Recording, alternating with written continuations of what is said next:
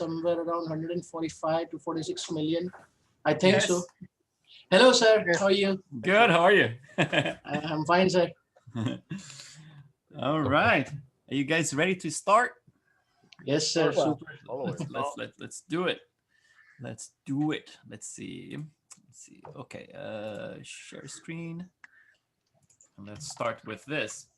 So today we're going to be projecting stuff into our model, but before we do this, it's funny because I don't have like kind of like a script, right? Like I try to follow what I have from the previous classes and everything, obviously, but I always try to go with the flow, you know, it's like according to how I feel like I should be doing things at that time. So it's never like exactly the same, but it's pretty similar. But this is the kind of stuff I should be talking about, like even before we started doing our sculpts, the sketches. But obviously, when you get everything projected, start next week, then things going to get more serious, right? Because we're going to definitely have a base mesh we're going to be working on. So this is a very important thing to pay attention. You know, it's like the camera lenses, right? I mentioned before that if you are going for a close-up of the face, for example, like a good spot, I think like it's between 100 and 135. That's kind of like my personal favorites, right? And then if it's like head and shoulders, so if you have a little bit more shoulders appearing here, an 85 would be kind of like ideal. So you don't have like this much distortion, but you don't have something that's completely flat either, right? So you get some perspective in there, but without destroying the face completely, right? So you see like even here, like the lighting looks a little different because depending of the type of lens you're using, probably like the way that the camera, like a EOS camera, right, like a kind of like gonna evaluate the lighting in a different way. So you're gonna end up like having like the portraits look even like with a it looks like the illumination, like the lighting is different, but sometimes it's just like the way that the light is being evaluated, and all depends of the lenses as well. So this is like a nice little, very telling kind of little example here. You can find like other ones on the net. Obviously, you can find like all kinds of like similar stuff. You know, it's like 24 compared like all the way to 135, right? So very telling.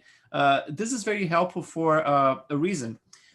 There's a link in there in the welcome letter, and it's a link to this Artstation here from Darren. And Darren was my student a couple of months ago, but I don't know if he learned much.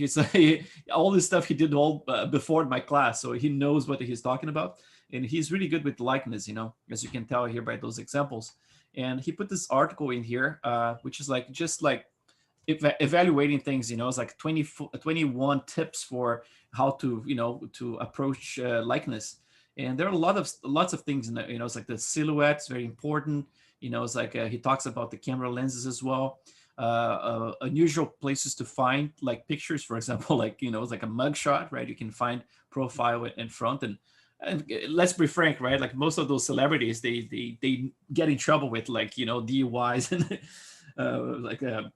yeah, all kinds of trouble they get. And then when you're looking if you go through like YouTube and look for clips of movies, or if you have like a DVD or a Blu-ray, you can start scanning for pictures that have like very unusual angles, like for example like a lower angle like this, that it can tell you so much about like the shape of the nose, you know. It's like how broad it is, like the forehead, the arch of the teeth in here, you know. So there's a lot of information, the shape of the jaw here, right, the maxilla. And then pictures of the same person across different ages as well. It can inform a lot. You know, it's like there's all kinds of stuff. So go through this, and even here, you know, it's like if you can find pictures like from multiple angles like this, look how cool this is. Like he put together, even like it's almost like a negative profile, right? It's a negative profile. It's kind of like a more towards the back of his head, and then a profile, full on profile, three quarters, a little bit lower, right? And then all the way to front. This is again like talking about the cameras, right? The lenses. And then you can see, for example, like when you take a picture in the studio, like I mentioned before, like there's lots of tricks they're going to use, right? They're going to try to, you know, it's like remove some of the specular so it doesn't look so shiny. That helps to kind of like hide a little bit of the form so things don't pop too much. And you can actually remove like blemishes and, you know, whatever, you know, it's like little spots. And on top of that, there's the, you know, the soft light that they put. So, you know, it's like it flattens everything, right? And then on top of that, they use like a lens that's probably going to be a little bit more flattering, right? So like I said, like for like 135, 100 or more than that, just to look a little bit more flat. But then you're going to find sometimes like pictures of those guys in different situations, not necessarily in the studio. And then those can actually inform a lot of the lighting as well. But it's always tricky because you cannot tell straight away what kind of lens is being used. What you can use is actually a couple of deduction, right? If the face looks too white, right? If the ears are completely visible like this, right? That's probably like a lens that's very, very long, right? Like probably like, I don't know, like maybe a 200 millimeters that's being used like from a distance, maybe like it's a paparazzi behind a little security, barrier or something. And then just like focusing right there. So using a long lens, not necessarily like, this is definitely not like 50 or even an 85. This is definitely longer than that, right? And then here you start seeing, for example, like the same person with the ears is starting to hide behind the mask of the face, right? So all the way to the zygomatic in here. So the ears start get a little bit more buried behind it, right? Just like what we saw with that lady. I mean, like the one before. This one you can see as well. So the ear is completely visible right there. And here you can see the face gets distorted a little bit more oval. And then the ear starts hiding behind this mask, especially now that she has a smile in here. So the cheeks are a little bit more puffy right there. So we're going to see the ear getting more hidden behind everything, right? That one we are looking before, you cannot see because the hair is covering, but that ear behind right there, like, yeah, it's like it's completely hidden. Here, probably like you're going to see a little bit of it, but then here is probably like completely visible. If you remove the hair, it's going to be completely visible. So one website I recommend is this Getty Images. That's basically like they have like 30 million pictures of celebrities in there. So you can look for anyone. So for example, I was looking before like for Robert De Niro, right? So you can say like Al Pacino right here. You could put like anything in the search in there. And the pictures are really good resolution too, you can do like, download them. It's very easy to download. I mean, like they don't have like a protection. So like very good resolution stuff, and you can find people like with different ages. Look how young right there, right? Different situations. So those can inform a lot, it's like, because they're not necessarily pictures taken like under a controlled environment, right? Sometimes it's just like this, it's like it's like probably like in a red carpet, so someone is photographing from a distance. If someone is photographed from a distance, that there's a tele that they're using in there. So at least like, I don't know, like a 200 millimeters or more, right? Like to get close to the actor without being, intrusive, right? Like the private, the personal space. So yeah, so you're gonna find all kinds of stuff, It's like, so go to this website. If you're actually going for a modeling a celebrity, you're definitely gonna find, the person in here, like musicians and, so it's pretty cool. And then the next thing I'm going to talk about, what was that? There was something else here. Let's see. So I talked about this. I talked about the tips and tricks in here. And I think that's it. Like, let's talk about let's go back here to my ZBrush. So that's what I have so far, right? Like the model we had yesterday. The only difference is that I brought this eyeballs a little bit forward. Remember, I had the huge eyelid before, and now it's a little bit closer to that, right? One thing that's going to happen is that when we get to really start like paying attention and refining those forms, there's a lot of wacky stuff still because it's still a concept in here. But for example, like depending of the final position for the eyeballs, right? Let's say like if I'm trying to reproduce what I saw in that picture, like the portrait, he's probably going to looking towards me around here. So the eyeball is going to rotate. And when it rotates, there's this sticky effect I mentioned with the eyelids, right? So they're going to actually deform more towards the side that he is looking at. And on top of that, there's a deformation that's going to happen from the cornea itself, right? This bulge in here. So one thing that happens is that if you have any intersection here between the sclera and the eyelid, this is going to be affecting the way it renders. It has to be based, like it's something that I didn't pay too much attention in the past, but again, it's because I never render stuff like too much like from below like this. But if you want to render something that looks correct from all angles, you have to actually remove that intersection. It's like there are many different ways to do it. You can sculpt by hand, go inside of the eye and there, make things, it's like just select just this area here, just the front of it, and then do that. There's another way that's basically like you can, during the process of building your base mesh, you can detach the inside, the entire interior here of the eye, and then use that cage and project that onto the eyeball itself, right? And then get that conforming like perfectly. Or you can simply like duplicate the eyeball itself and then use that to construct, like to build the inside of the eyes, right?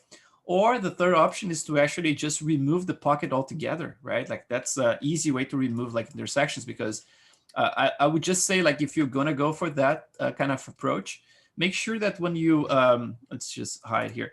Make sure that when you build it, you don't end abruptly the edge right here. You try to actually make a little fold, so you go like inside a little bit, right? And keep the cut kind of like concealed, It's like, so you keep like a flattened area right here, which is gonna be like both like in the bottom and the top, just to make sure that you can see as a flattened base for the eyelid. But then after that, so basically around here, what I'm saying is this. So let's do, so if I select in here, so let's say this area here is gonna be where you're gonna be ending it, and you're gonna delete everything that's inside of that pocket, right? But what I'm saying is this, so if I reverse this, so basically like you're gonna fold it in a way that you're gonna cut after you have a little bit, it's like inside of it, like a hidden cut, basically. Because if you have the cut too visible in there, you might get in trouble, it's like with some of the intersections happening right against the eyeball. But if you have a little bit of an overlap that you can just wrap around the eyeball in those areas, I think it's gonna be, you're gonna get the better result. Like I said, I don't like to have like holes in the model ever. I keep everything, watertight. My plan is to always like try to, 3D print something. I end up like never doing it. But yeah, so this is the first thing. We're going to be projecting this forms into ZWrap, which is going to be really cool to do. It's like magic. It's such a beautiful tool, man. You're going to be very surprised with it. But so let's take a look here in Maya, and let's talk about topology first. So this is our scene from yesterday. Again, like I added a couple of things. I added like this is like very rough, guys. I'm sorry, but I added a background in here, which is just like an attempt, right? And I repositioned the eyes, so I rotated them slightly, and I re-added that skin shader that we did in the first day, or second day. So just like a very simple, there's nothing to it. It's just like a very plain kind of thing, just to have a feel of it, And for the lighting, I'm actually using an HDRI in here. And then this one is actually a side light. So let's see exactly what I have here in the scene, so you're aware. Actually, I'm not using an HDRI. In this case here, it's just two umbrellas, actually. It's one higher and another one from the side. I think I tried the HDRI before. I ended up like putting on the shelf for now, but that's what I have right now. So this scene is already saved, so I'm gonna just like import something else here. I don't even need to delete anything. I'm just gonna hide it. Let me just import the base mesh that I have prepared for this. So let's see, ZBrush, OBJ. Hey, Chris. Yes. Hey, so I have a question about the eyeball. So will you share with us what you have right now, or we have to make our own eyeballs? Oh, we're gonna be making our own eyeballs for sure. Okay. Is there something we can download online? Because I know how we can make the textures. Yeah, no. The construction of it, I'm gonna go over it with you guys. Okay. Yeah. How to construct it, I can do like a mini tutorial exactly how I did it, and then yeah, it's gonna be all right. And then so let's take a look here. The base mesh new topo. Let's see what that is. Okay, so this is the base mesh I have. The one I'm working at this point, right? It's not finished or anything, but it looks like this. So I made it in a way that it's not perfect for for animation. It doesn't have like I mentioned yesterday, like a nice nasolabial.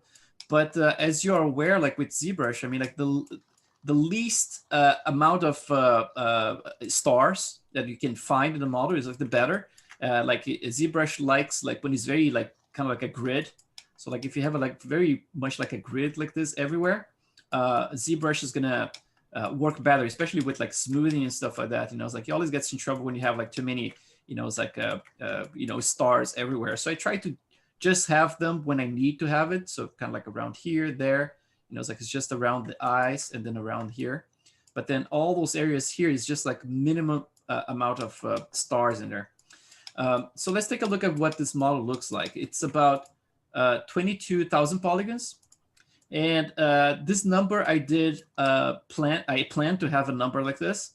And the way I plan things is like, it's always like this. You probably saw this in one of the previous courses, but if you didn't, I normally do this, you know, it's like based on my experience, if I'm working with the head and shoulders, my previous model, I had like, let's say 72 million polygons.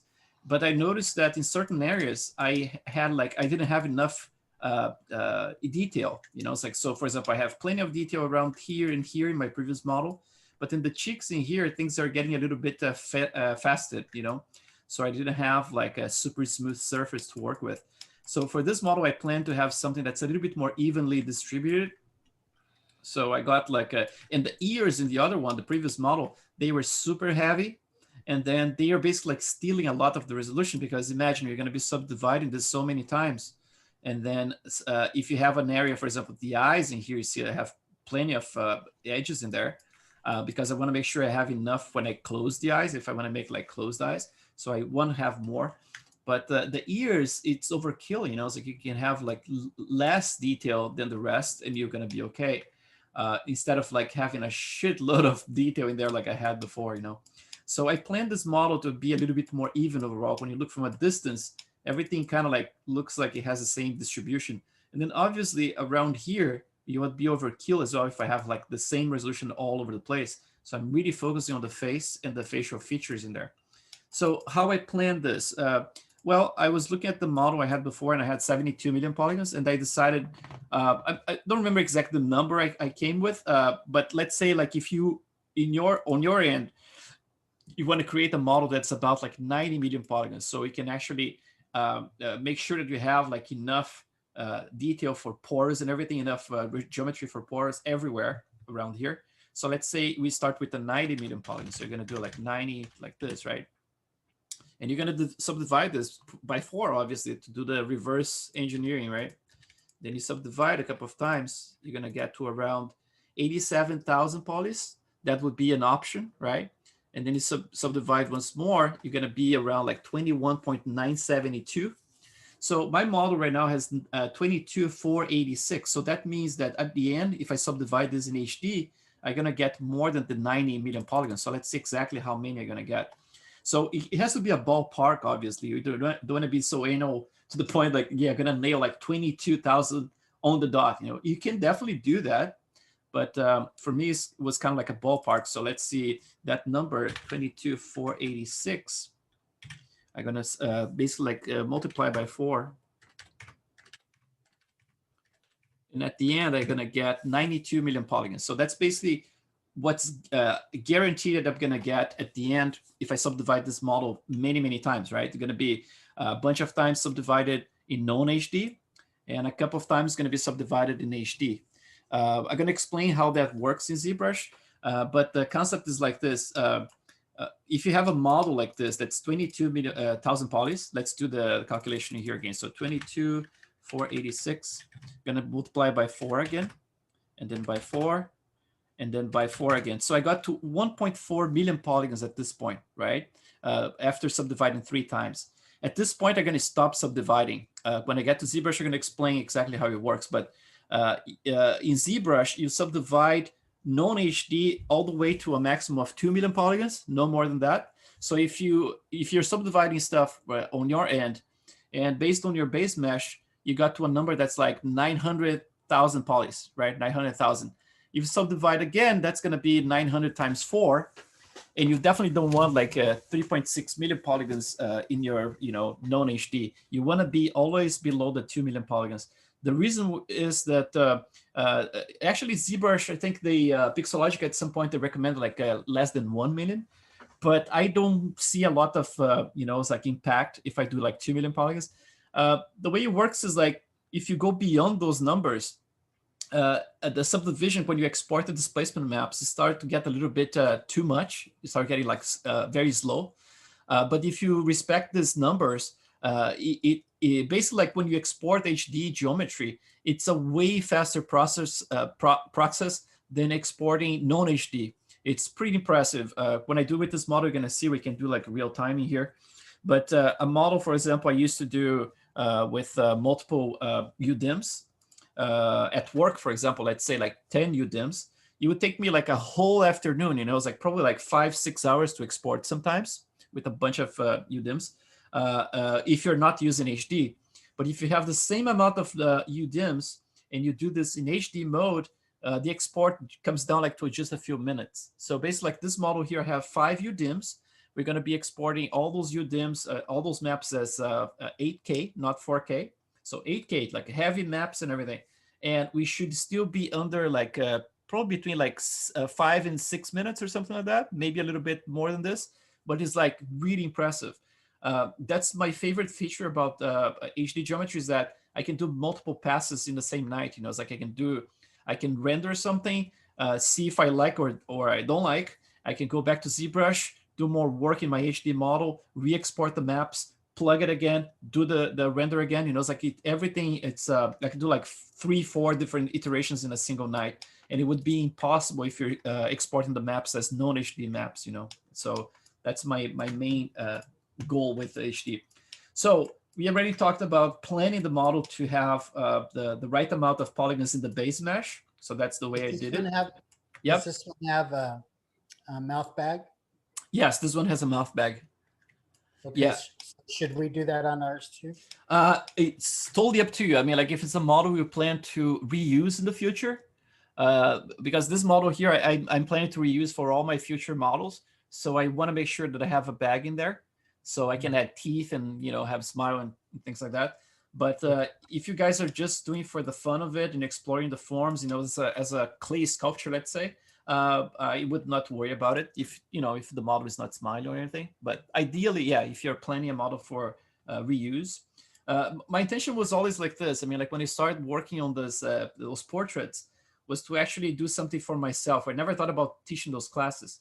So my plan was to create like something that I could reuse. So let's say like I have like a base mesh with the pores all in place, and I would just like reuse that mesh for like the next portrait, and I would be able to do portraits one after the other. One would be super fast, right?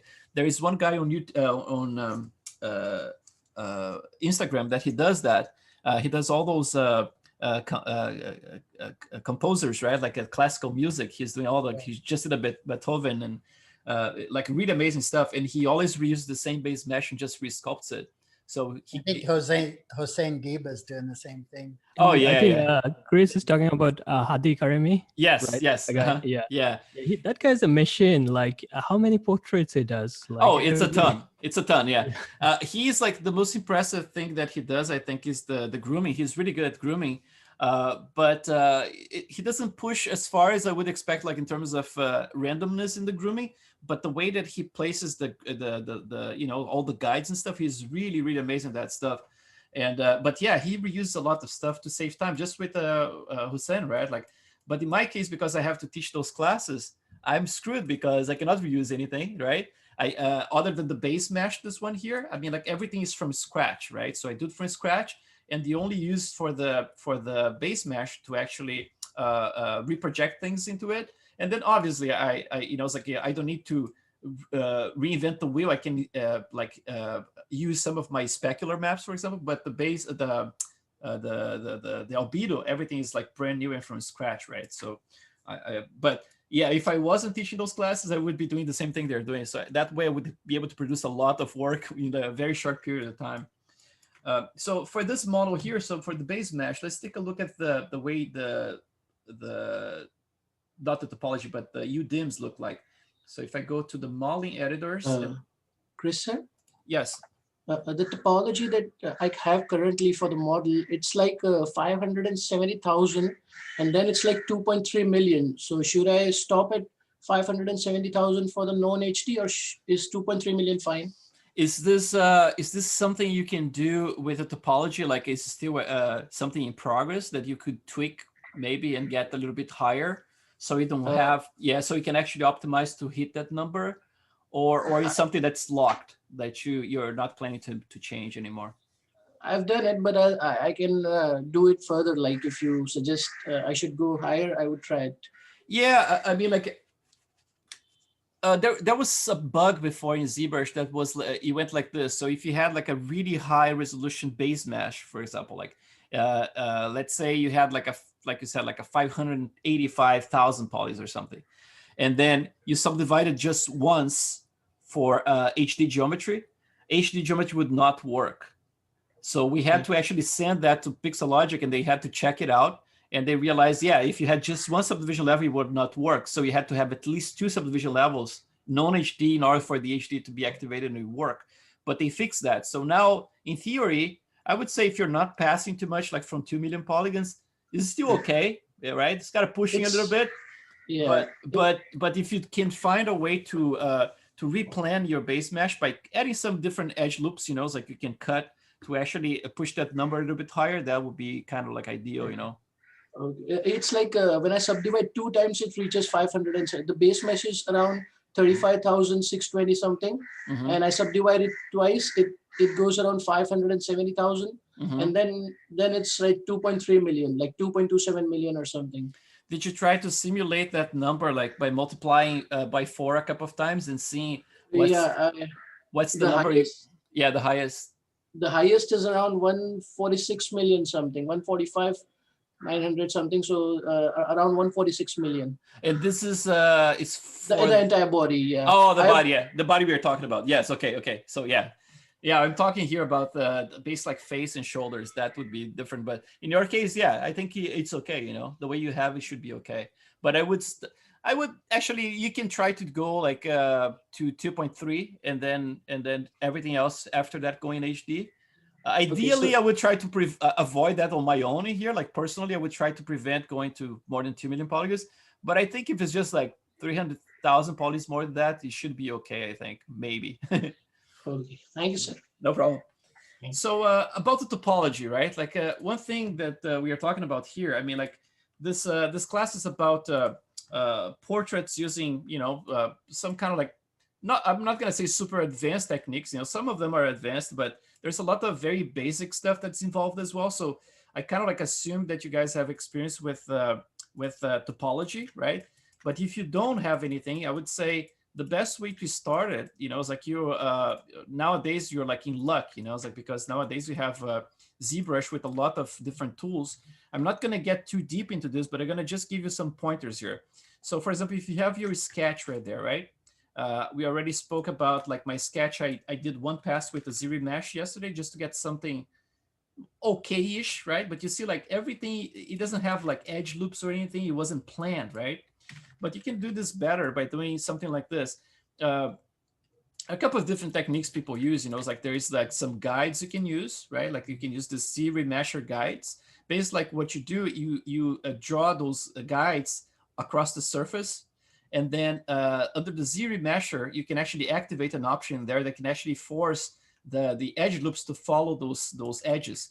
And it gives you like decent results, you know, but I don't think it's the best way to do. The fastest way, if you have no experience, you want to do like something that looks kind of cool from the get-go. Not from the get-go, you're going to need to do a couple of passes to experiment with it. But I do this, check this out. So if you have your sketch right there, you're going to do like going to duplicate it because you want to make sure you have that one as a buffer to reproject things to it, right? And then from this point on, what I normally do, I start creating polygroups. So if I look at this guy here, he doesn't have any polygroups, right? You can do polygroups with masks, and normally like it's the best way to start. So for example, like if I want to create a polygroup just for this area here, I'm gonna make sure I do like a circle around there. So this is kind of like, instead of like having to do like everything by hand, let's say like with the Topogun or Maya or whatever, if it's something that you guys have no experience with it whatsoever, you can definitely use ZBrush to give you like a good hand with this. So you do like, let's say, I'm not gonna do like a perfect thing here, but let's say if you have a mask like this, I can do a little bit big, oops, sorry, a little bit bigger right here. So that's, I'm gonna try to force ZBrush to create the, you know, it's like an edge loops following this mask right here. So I'm just gonna create a polygroup. So you go to your polygroups right there. Let's see, polygroups, and then you can see like a group masked, right? And then you're gonna look in here, now you have a polygroup in there. So you can hide that once you don't need it, right? Just like another thing here, you're seeing like the back in there, you can turn off double sides. So you go to display properties and double, so you can actually see what's going on in there. But let's go back here and let's create another loop for the eyes, for example. We're gonna get one that goes around the eyelids. So let's do something like this. It's something that's going to take you know, some minutes for you to plan and everything and do those little loops in there. But this is going to save you a ton of time, you know, it's like afterwards, because it really, ZBrush really likes this kind of stuff when you're doing the Z-remesher, you know. So if you do something like this, now we have those other two loops in there. Again, it's not going to be perfect, right? But just like something to have a little help. So let's do like polygroups. Let's do masked again. Again, I can just hide it. All right, don't need that one. And then you can keep doing this for all this stuff. So if you want to make sure that there is a loop that goes around here, you can try to force ZBrush. I mean, ZBrush is going to try its best to do it.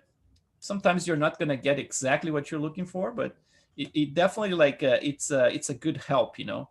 I can even like connect those ones, because if you have like little gaps like that, sometimes ZBrush doesn't like that. But I can cover that and just make sure that you have that area covered. And then you can do the same thing. So I'm going to go to group masked, hide that one, right? And then, oh, I forgot the bottom part right here. So let's see. Oops. Oh, let's see. Let me just get this guy here hidden like that. Oops. Back here, and then I can just do like a group visible. So now it's all part of the same group. This guy, those guys, and those guys. So you keep doing this, you know, it's like, and then if you have something like this now, you see like if I want to do polygroups, different polygroups for each one of those in here, they're basically detached from the surface, right? There's a hole between them. You can just go and say auto groups, right? And then we get auto groups. Now they're all like in different groups. And then it's your option, obviously, if you want to, you know, it's like a group those guys, both eyes, for example, you can just like group visible, right? And then if you want to group like just the nostrils together, you can do like group visible as well. So now you have something like this, but you can keep doing this for multiple different areas that you feel like that ZBrush really needs to pay attention to stuff. So for example, if I want another one that goes all the way around and connects to the chin in here, something like that, right? So we can actually tell ZBrush again to give me like a group masked. And then at the end, you have something that, you know, gonna have all your groups in there. Let me just do the last one here. It's gonna be just like probably like eyebrows or something. So just to follow that structure in there. So let's try it, something like this. Let's go around here.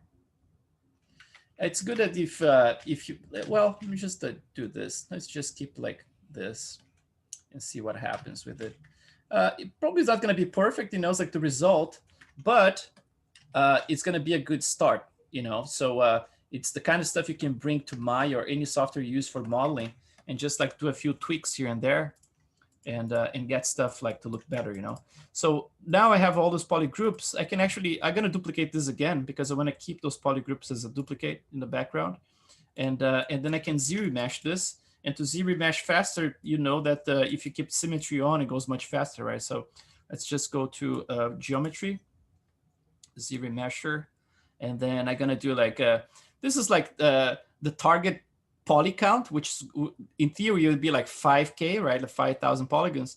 But that's kind of like out of the window when you use adaptive, because adaptive is going to try to use to incorporate like more and more polygons depending on how tight and how much detail you have in a certain area, right? So you're definitely going to add automatically more detail in those areas, like around eyes and around here. If you don't have adaptive, it's going to try to make it like an even distribution, and then it's going to be more likely to hit like the marking here, closer to the number of polygons in here.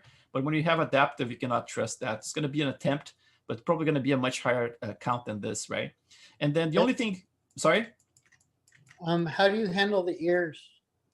Oh, the ears, you can do the same thing. I mean, like you would, for example, like in this case here, if you want to do like a, you know, like a spiral around here, just to give ZBrush an idea about it, you can do something like this. Even like, let's try to go around here. Let's see what happens if I do like a full loop like that. Again, like it's going to be helpful, but probably like the result, the final result, we're going to have to check what ZBrush is going to do. So group masked, something like that, you know, like you could potentially go like to finer tuning this whole thing, you know, it's like just add more and more masks. But in this case here, I think we are good just like to show you what we expect, right? Like it's going to be in your hands to actually do this like to a finer level, right? So in this case, you're going to keep just as a test like 5K. And then the only thing you have to do, you have to say keep groups. And when you say keep groups, ZBrush is going to smooth those groups, because you see like everything is faceted and everything. So ZBrush is going to try to, you know, smooth this whole thing out for you. And then I'm going to just click Z-remesh and pray that things go well. And then sometimes what happens is that if you do two Z-remeshes in a row, so for example, you do first and do it again, it cleans up things pretty good. But sometimes if you do twice, it kind of screws up things a little bit. So it depends on the mesh, you know. So I'm going to try the way it is right now. Let's see what happens. This is like in case you guys have no idea how to create like topology or anything, that's like a good way to go, you know. It's like, because you can get a very decent topology this way. I'm sorry? Hey, what is the legacy mode? What's that? I'm sorry? What's legacy? The legacy? Oh, the legacy. It was like before like 2018, they used a different algorithm, you know. So things were a little bit different. But you see, for example, here, it preserved my edge loops, right? So it's fairly decent. Not great, but fairly decent. But you see that I have some weird crap happening right around here, right? Like this stuff is kind of crunched in there. So that's one of those around here as well. For example, like maybe it was a bad idea to end that loop in there. So it kind of creates some confusion for ZBrush. It's the kind of stuff that you learn after you do a few times, you know. But one thing you can try is to Z-remesh this mesh now and see. I can tell that probably this area here is going to look better. I could have the lips to look much better if I did another inside looping here, but you can tell the potential of it, right? So I'm just going to do another Z-remesher. And you see how much cleaner this area here is now, right? But then at the cost of like screwing up some of those other areas in here. But, you know, if you do it with a nice planning in there, you can get some very interesting results, you know. At this point, like after you do, you know, it's like your tests on your own in there, you're going to notice that, you know, it's like you're going to find like a sweet spot where things just work, you know. Sometimes you have to incorporate a little bit more polygons. Let's say if I do this with a double, like 10, for example, right? Let's try to start with 10. Oh, another thing, I'm going to give you another trick. Let's do differently. Let's do the 5, the same way we just did. But then check this out. Again, this is going to look a little screwed up, like this this group here in the eyebrows. That's not going to work right there. But everything else, like the loops, should work fine. So that's going to be exactly the result we had before. It's a little weird in there. But one thing you can do, you can actually subdivide this once. So you subdivide it once, like this. And then you try to do the Z-remesher again with the subdivided. So now it's a little bit cleaner. So that edge was cleaner in there. This one, it's still a little funky in there. But I tell you, like, if you plan it correctly and you know, it's like subdivide enough. Let's try to subdivide once more. Let's see if it does anything different. You end up at some point getting some very good results, you know. Obviously, I'm not helping that much by creating this kind of stuff, you know. It's like ending this group right here against the nostril. So it's kind of like it gets a little confused in there. But yeah, so this is a way to start it, right? So once you have, let's say, like you have everything in place, you got your loops in place and everything, then you're going to have to plan how you're going to split this to create your UDIMs, right? It's going to be a different kind of task when you're talking about UDIMs. For the UDIMs, I tend to use, for example, loops like this one I have for the eye in here, but I normally split the whole face in the middle. But, you know, it's like if I do, let's just select just this group in here, and I'm just going to turn off my symmetry, and I'm just going to hide half of it. Let's see if I got everything. No, no. Let's try to hide like half of it like that. Oops.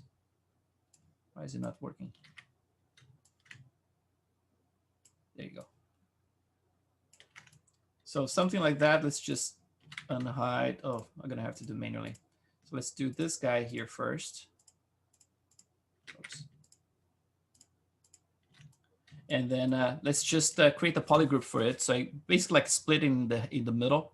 So I'm just gonna go polygroups and then group visible, right? And then so that's split in half. Now I could potentially do this in this case here as well. So for example, like group visible. So you know, it's like split everything in the middle. It's always useful because that's the way I do like my my UDIMs, you know.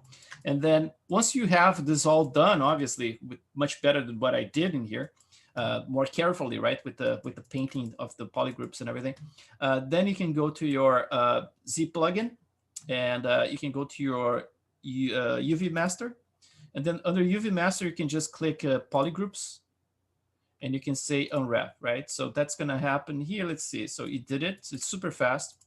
If you go to flattening here, that's basically what it did as an initial kind of thing, right? And then once you have this one done, you can actually go back to Maya and then finish the work in Maya. So if I do this, like I can do this like very quickly here, just to show you. It's a very crappy model at this point, but I'm just working with the example here. So we're gonna put like temp UDIM. Well, I was always told not to put the seam in visible spots. In what? Invisible spots? Oh, that's old school, man. Yeah, Yeah. yeah, I know a lot of people like they don't like to have the seam right in the middle, you know. But at the same time, like since we are using HD geometry, and if you're careful enough, like to leave enough room in between things, so things are not touching or too close with each other, the HD geometry exports like perfectly seamless, you know, textures. So I think that's more game guys like myself that we have to probably because the engines aren't as nice and crisp as possible. Yeah, and maybe the normal map too, huh? Yeah, the normal AO, everything else, depending on the engine, it will Yeah. screw it up. So that's the difference between hiding and the seams. Yeah, I mean, like in the past, I would keep the face completely like you know, it's like it would be a mask, right? And even like those scan services that you get, you know, like if you buy anything like a 3D scan, I've seen at work, you know, it's like they send you this with this mask that's completely seamless in the middle. I think for that same purpose as well. But I have no, you know, it's like it's such a waste of space sometimes, you know, it's like if you try to force it to keep together. And I was just like, no, I can just let's just get this one. Yeah, I usually equate that games are like Bruce Banner, we're all constrained, and then you guys are like the Hulk. You can just do whatever the hell you want. Yeah, exactly. So this is basically like, you see, like there's a lot of good information here I could potentially use for this model. We see like the way you resolve like the skull itself. This is really good stuff. Like this whole area here looks good, but then obviously in the middle here, there's some crap happening right there. But I mean, like, even if you have to do some work afterwards, you know, like clean up this crap right here and open a little bit in there and tweak a few things. But, you know, it's like there's a lot of stuff that's for free here, you know, it's like it's a very even model, like overall. So again, like I'm going to leave it to you guys to do the cleanup or plan the way that you painted. You saw like I did very fast in there and you still got plenty of good stuff. But yeah, if I planned that one better, would get like much better results in here. But some people prefer, for example, to use just Maya for UVs, right? And then I could potentially just do this. So if I go to my modeling UV editor, this is basically what ZBrush gave me, right? So I would be in the business now of, you know, tweaking this whole thing. For example, if I saw something that I don't like, if I pre-anal with stuff, I can just get like this, double click this edge in here, right? So I have that one. And then I can just do like a cut, for example.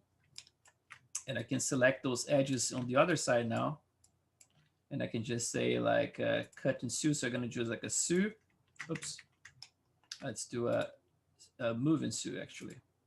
So basically it pops right there. So you cover that hole in there, right? And now if I double click it, I can get like the UVs, and then I can rotate stuff, right? I can do this using the tools as well. So there's this toolkit here that's really cool. That's all like in this couple of versions of Maya. They did a lot of cool stuff about UVs. And then you have this transform here. Now everything is focused in here. You know, it's like you can do like perfect rotation and, you know, do things like that. So it looks perfect. There is a way that you can actually do you know, it's like make everything perfectly symmetrical, which is what I did for my model. You can actually set up a center of your model, and then you can just paint the symmetry, and it creates like UVs perfectly symmetrical for you, you know. So this is one way, is to start with ZBrush and then do all the work in here, like move stuff around, plan how many UDIMs you're going to need and all that stuff. The other way is to actually get the model without any UDIMs, right? And then start with a cylindrical projection, for example. We do like just do like a cylinder. Let's see. Oh, sorry. Let's do select all the faces first. Select faces. And then UV, so cylindrical. So I have the cylinder in there. You don't need to, but you can close it up, you know. And then when you go to the editor again, now you have the face completely, you know, it's like plain in there, like flat, right? So now you can start doing stuff like this. You can actually find like some edges you like in here.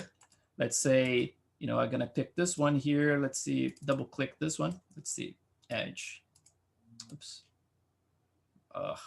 Faces. Let me just deselect all the faces here. And then I'm gonna pick like one edge, double click. There you go. So you went all the way around here. So you create like a fairly decent mask for me. I mean, like this is just following the default topology for ZBrush, right?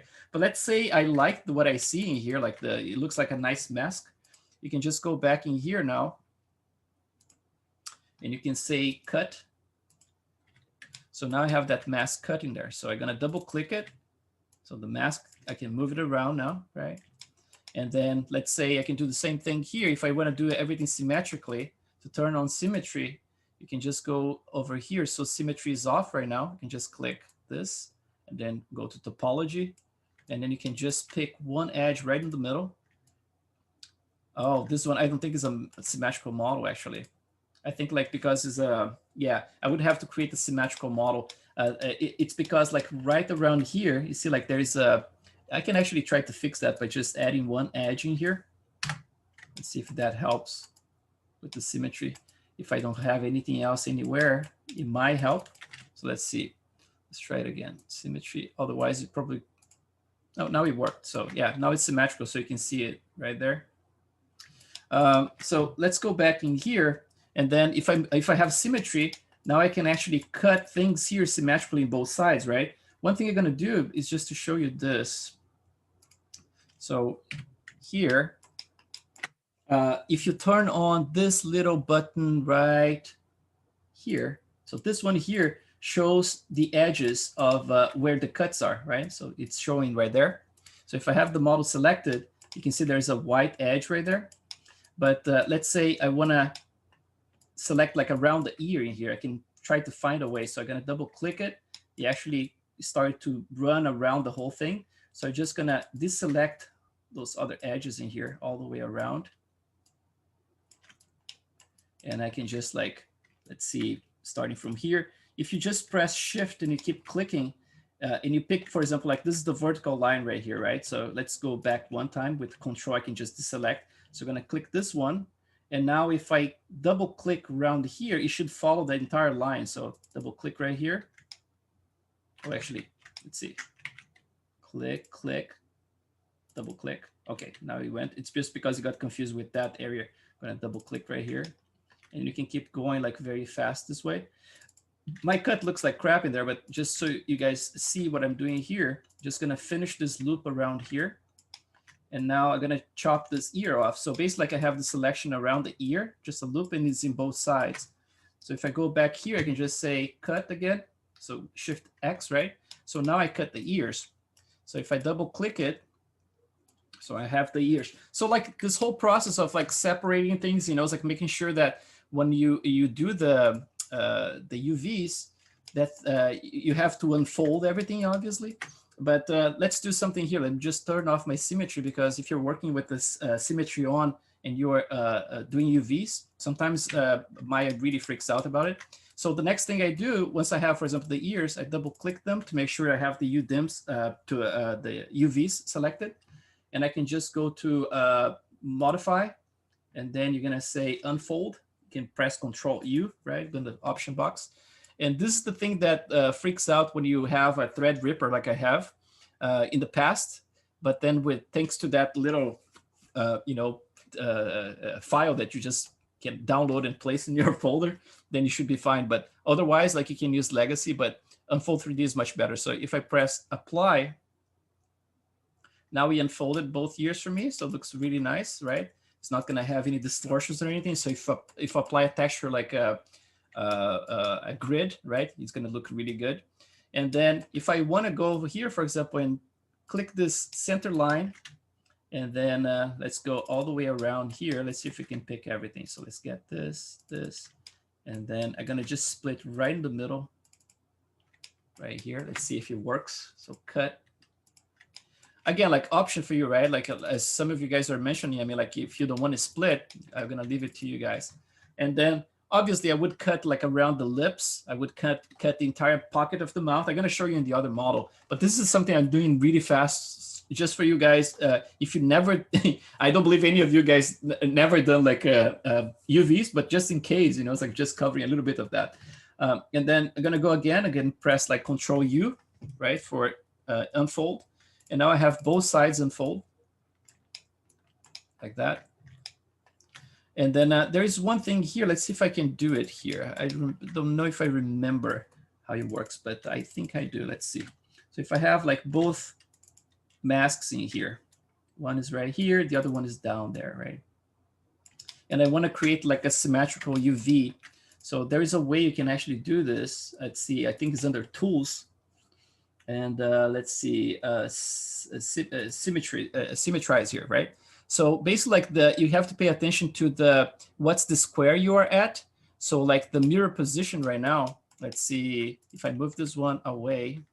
Oops. Let me just move this one away from here, and I'm gonna move those guys to the first UDIM.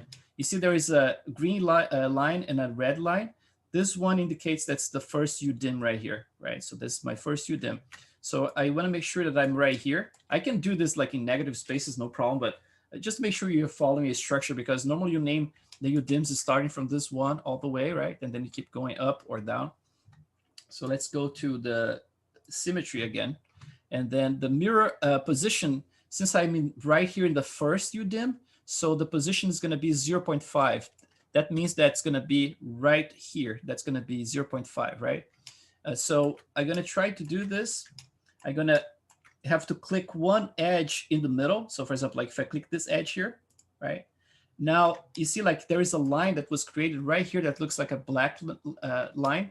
So that shows that my symmetry mirror is right here. So if I click like any of those, so if I click, if I run my mouse over the right part in here, you see it's blue on the left. That means it's going to copy from that area. So if I start like to do this, it copies the entire position of it. And then you can create like a perfectly symmetrical UV space, you know. Once you're done with that, you just go out and then you have like perfectly symmetrical UV. So that's very useful, you know. It's like if you're using like maps that you want to, yes. How do you do that? How did I do it? So it's, yeah, let me show you it again. It's really cool. Like it's like magic. So for example, like, you're going to do even more fun than this, right? You're going to just do, let's just turn off my symmetry in here. So symmetry off. And then let's do this. The refresh here is a little funny. So I'm gonna just move this one away like this, right? So if you have your model completely symmetrical, meaning the topology is perfectly symmetrical, it's the only way you can do this, okay? So let's pretend like, okay, my model now is completely symmetrical. So you wanna make sure that UVs are also symmetrical. So we have like one part of the face is right here. The other one, for some reason, you just like, you know, your UV looks very funny. You brought from ZBrush, it looks like this, right? To make symmetrical, you do this. You go to your tools, and then symmetry in here, and then click the little checkbox, the option box right here. And then you're gonna have to tell Maya what's the square you're gonna be using for the symmetry to happen. So let's say like if you have this green and red light, that indicates this is the first UDIM, and then this square here is gonna be the second, and where this thing here is, this is like the third UDIM right here, right? So first, second, third, fourth, and so on. So if I'm in the first square right here, that means that the mirror axis is going to be halfway through the first square. So the first square, the first square is 0.5. So this is going to be 0.5. If I want to make something symmetrical, let's try with the ears, for example. So the ear is going to be right here, and the other one I want to make it right here. And I'm going to make it bigger to make it fun as well. So the ear is going to be right here, the other's completely there. So the mirror is going to happen in this square here at 0.5, but in this square is going to be at 1.5, because it's basically like 1.5 right here, right? So let's do both of them to see how it works. I'm going to go to symmetry again, and you're going to say, okay, at 0.5, that's my symmetry. That's what I want to do. So in this case here, just pick one edge that you know to be part of the center of the object. So like this line here, I know it's right in the middle of the face. So you can pick any of them. So you're gonna just like, you see it goes red in there, I'm gonna click on it. And now it established the plane for me for the symmetry, right? So what you wanna do, you wanna make this side here symmetrical with this one here, and not the opposite. I'm actually gonna have to click again. So basically, I'm gonna run my mouse over this one here where you see the circle, and then that's gonna copy whatever is in blue right there in the other face. Is going to show, and actually it's going to calculate in a way that's going to make symmetry with that face right there. So basically, like I just go over here, and I'm going to just start painting it like this. And it kind of like brings everything in there. Now I want to do this with the ears as well, right? So with the ears, going to be in a different quadrant in there. So instead of 0.5, so halfway the first square, I have to go halfway the second square. So that means 1.5. So I'm going to go 1.5. I'm going to do the same thing. I'm going to pick like any edge that represents the middle of the object or the mesh. And I'm going to go now to the ears. It gets a little slow, but don't worry. And now you see like now this black line is right here in the middle of this square. So I'm going to do the same thing. I'm going to get this one here and tell to go over there. And now I have perfectly symmetrical, in both quadrants in here. So that's basically it. It's very, very useful, man. So you don't need to press anything, just like start to paint. Oh, yeah, you just paint. It's just a brush. So you just paint it. Okay, yeah. Perfect. Yep. Thank you. It's really cool. Yep. No problem. Oh, I hate eyeballing everything. Right? I mean, like I used to eyeball things in the past, man. And then I discovered this little thing and I was like, man, this is so good. But now we are talking serious now because this is the actual model I'm going to be talking about. And this is the one I'm going to be using to project my stuff on. And you're going to see here that I have 5 UDIMs, right? And so why do I have 5 UDIMs in the first place? And then and my answer is why not? No, just kidding.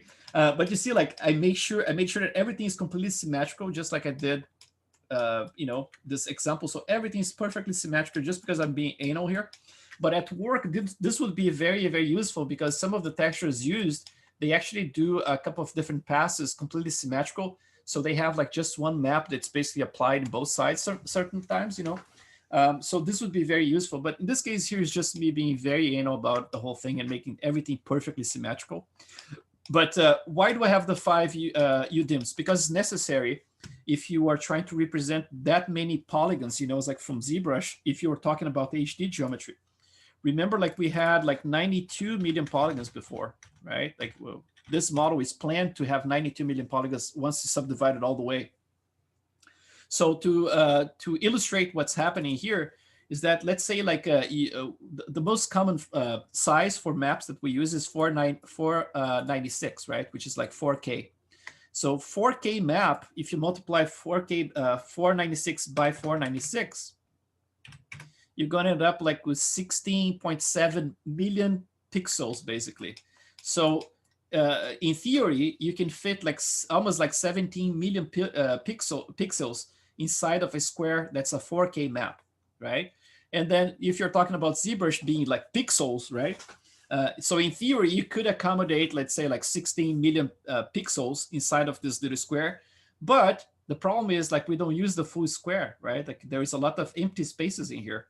So it's not like you're going to be using like a 4K map's going to always give you 16 million polygons, right? Possible.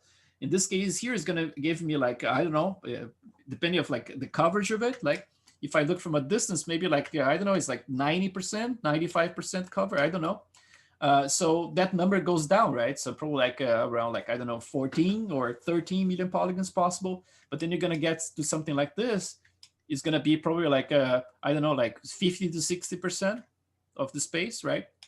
So it's very tricky to actually calculate perfectly. There's a script, like a old school script back in the day. It was like high-end 3D, I think, or something like that. That they had like all those scripts for Maya, and there was one that actually would do exactly that to give you like the perfect, relationship between empty space and polygons within certain UDIMs. So there's a script for that. I'm pretty sure they have a new version for that, but maybe even Maya has it. I don't know. But I normally try to eyeball and try to average things a little bit. I always consider if I have like 50% of the area covered, that's kind of like ideal in a way. It's like I can get away with it. But let's see how that works. For example, if I have like 16 million polygons, right? Like theoretically, like in 5 UDIMs. So if I had 100% coverage in 5 UDIMs, that would be this times 5, right? So basically, like if I had 100% of the space in each one of the UDIMs completely covered, I would have 83.886 million polygons possible in here. But let's say if the average in here of coverage is 60%, right?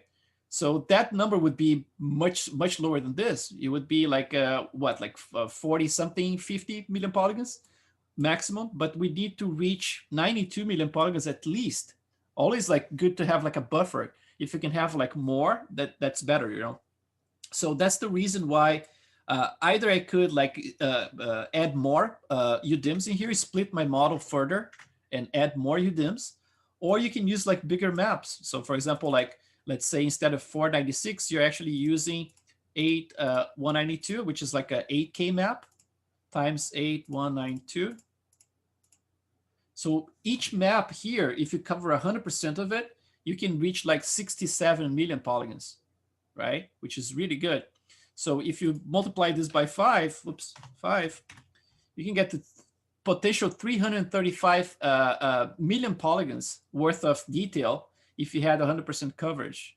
But we are talking about like, it's like say times 0.6, right?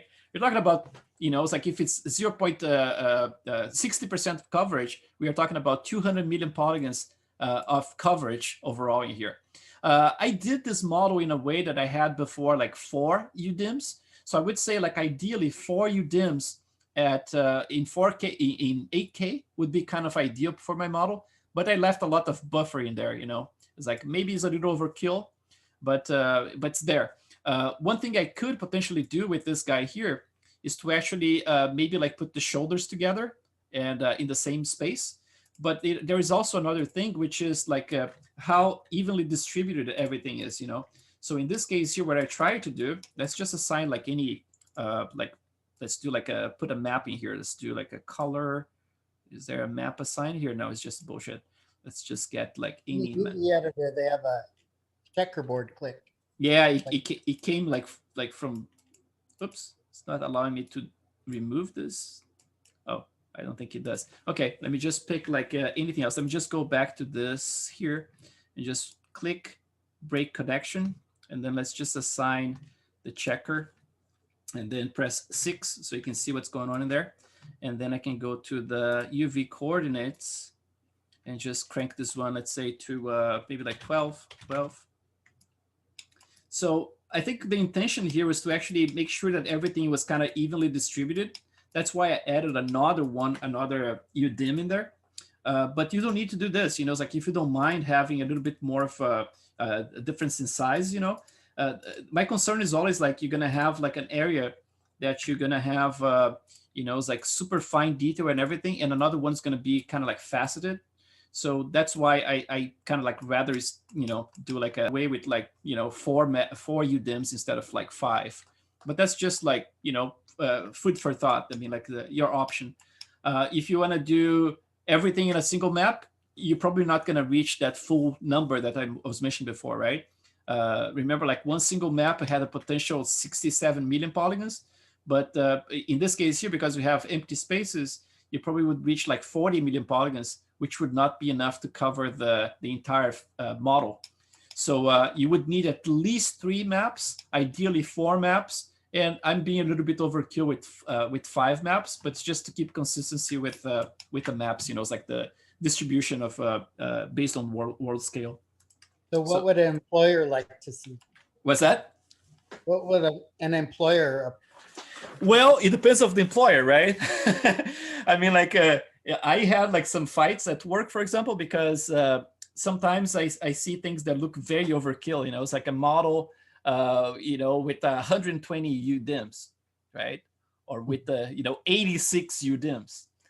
And then it's the kind of stuff like people just don't do any calculation apparently. It's like to find out what's optimal to use, like I'm doing here, and then just like, oh, let's come up with a number that's just like, oh, we need more because there's a close-up and stuff. I was like, well, you still can get away with stuff. I mean, you see my models, I can do like a close-up render and you can see all the pores and everything. So there's no excuse to go overboard, but people just don't care, The problem is that when you have like a model with 120 UDIMs, that's just like the albedo, right? And then you can add like 2 different speculars. It's another 240 maps. And then you're gonna add like the subsurface, and all of a sudden, at the end, you have thousands of maps for one single model. It is completely like, it's like the pipeline is gonna be suffering with that. The render is gonna be slow, and well, it's not my call, so I just just shut up and. Well, I mean, kind of like for a portfolio. So they're looking to hire you, and you put something that has the UDIMs on there. Yeah, I mean, like. Yeah, I would say like if you do like a little explanation, it's like I just did, for example, like I'm working with HD geometry, and my HD geometry model has 100 million polygons, and that's why I'm using that number to define how many UDIMs I have, and each one is covering this many polygons because I'm using 50 or 40% of each one. You can do some kind of like a little explanation to try to show that you know what you're talking about. Yeah. So talk over their head, right? Yeah, exactly. But let's do this, guys. Let me delete this one. So I'm gonna delete this guy. I'm not gonna use it. I'm gonna delete this one as well. This was just an example. And let's do that projection thing because we need to get this done today. So I'm back to the model that I had before, which has a very crappy topology, right? It could be at this point here, it could be just like just a Sculptris Pro model with no topology whatsoever. I just created the topologies just so I could refine things a little better without fighting, some crappy non-existent topology. But just ignore this, pretend this has no topology whatsoever. So I'm just, the only thing I'm gonna do here, I'm gonna import my my other model, that same base mesh I just brought in there. So let's see what's my latest one in here. The temp UDIM, new topo. So this guy here is my new model, and I need to project that other model to this guy. So I brought it as a secondary subtool in here. I'm gonna go back to my original one that has this guy, and I'm just gonna append it in here. I'm gonna turn off my solo. So now I have both overlapping. Remember when I did the scale, I used this guy here as my reference, right? That's why it's kind of spot on in there. The face is probably like very far away from each other, right? It's not gonna be spot on at all. Yeah, I see like the mouth is all the way back in there. But at least, yeah, it's right there, and the nose is pretty far too. At least it's kind of like the scale is kind of correct. So it's one less thing for me to worry about. Now let's talk about how that model looks like. First thing you're gonna do is this. In order for ZRAP to work, you have to have the new topology at the top, and the original model for which you want the forms to be extracted from going to be in the second subtool, right? So I'm going to go to this like the latest one, which is my base mesh. And I'm gonna click this button here to bring it all the way up. So this is the first subtool right now. And this guy here is the second subtool, right? So that's what ZWrap expects actually. So there are a couple of things here we're gonna have to take a look first. If I hide half of my object in here, half of my model, you're gonna notice something, which is, let me just hide this area here too. You see, like I have a perfectly model pocket for both the mouth right there. Actually, I didn't get everything. You see, let's see if I get this guy here too. Like perfect there now. So I have this pocket. It has like a little bit of a throat in there, right? It doesn't have like gums or anything. The models we do at work, for example, every single one of them has the gums built into the model. But for my own personal stuff, I'd rather have them separate. It's easy to administrate, you know, it's like, and just like tweak things. I just keep separate. And you never, like very rarely, you're gonna see like the connection, you know, between the two of them, unless you're doing like a dental explanation about, you know, it's like how things are connected in there. But otherwise, you're not gonna see. If it's just a smile, you're rarely gonna see any connection, right? So I keep it separate. And then the eyeball, look at the way I have it modeled here. Everything is part of the same topology. So I did it this way to prevent that thing that I mentioned about the subsurface getting glowy in certain areas. But I'm not going to say that I expect you guys to do this. You know, it's like, this is just me trying to push myself and get something that's a little bit cleaner, something that I can actually work with.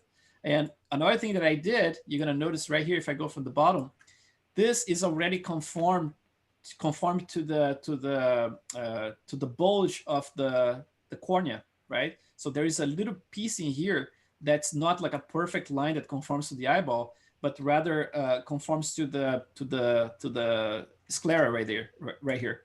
So this is all planned for me to prevent any type of intersection. This model, I'm gonna see how or when I'm gonna have it available, but my plan is to have like a, you know, like for a few bucks, have this model up there with all the UDIMs done and everything.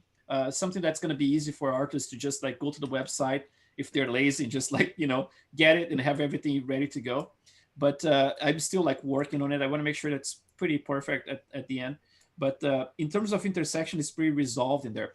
So because I have this already planned in a way that's pretty perfect for the eyeball and inside of the mouth as well is pretty clean, I don't want to destroy what I have in here.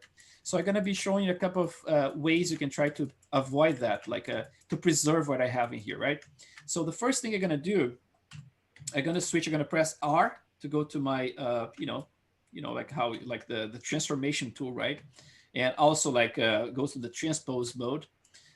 So I'm going to just select like the inside of the eye by doing this clicking.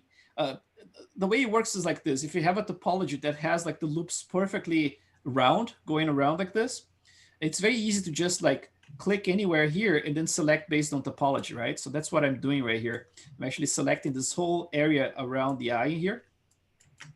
And let's do symmetrically, actually. Let's do this, turn on the symmetry. I'm gonna do symmetrical like this. So both sides now have the eyes selected in there. And then actually deselected, right? Selected is everything else. Then I can go to visibility and I can just say hide, right? So I'm hiding them.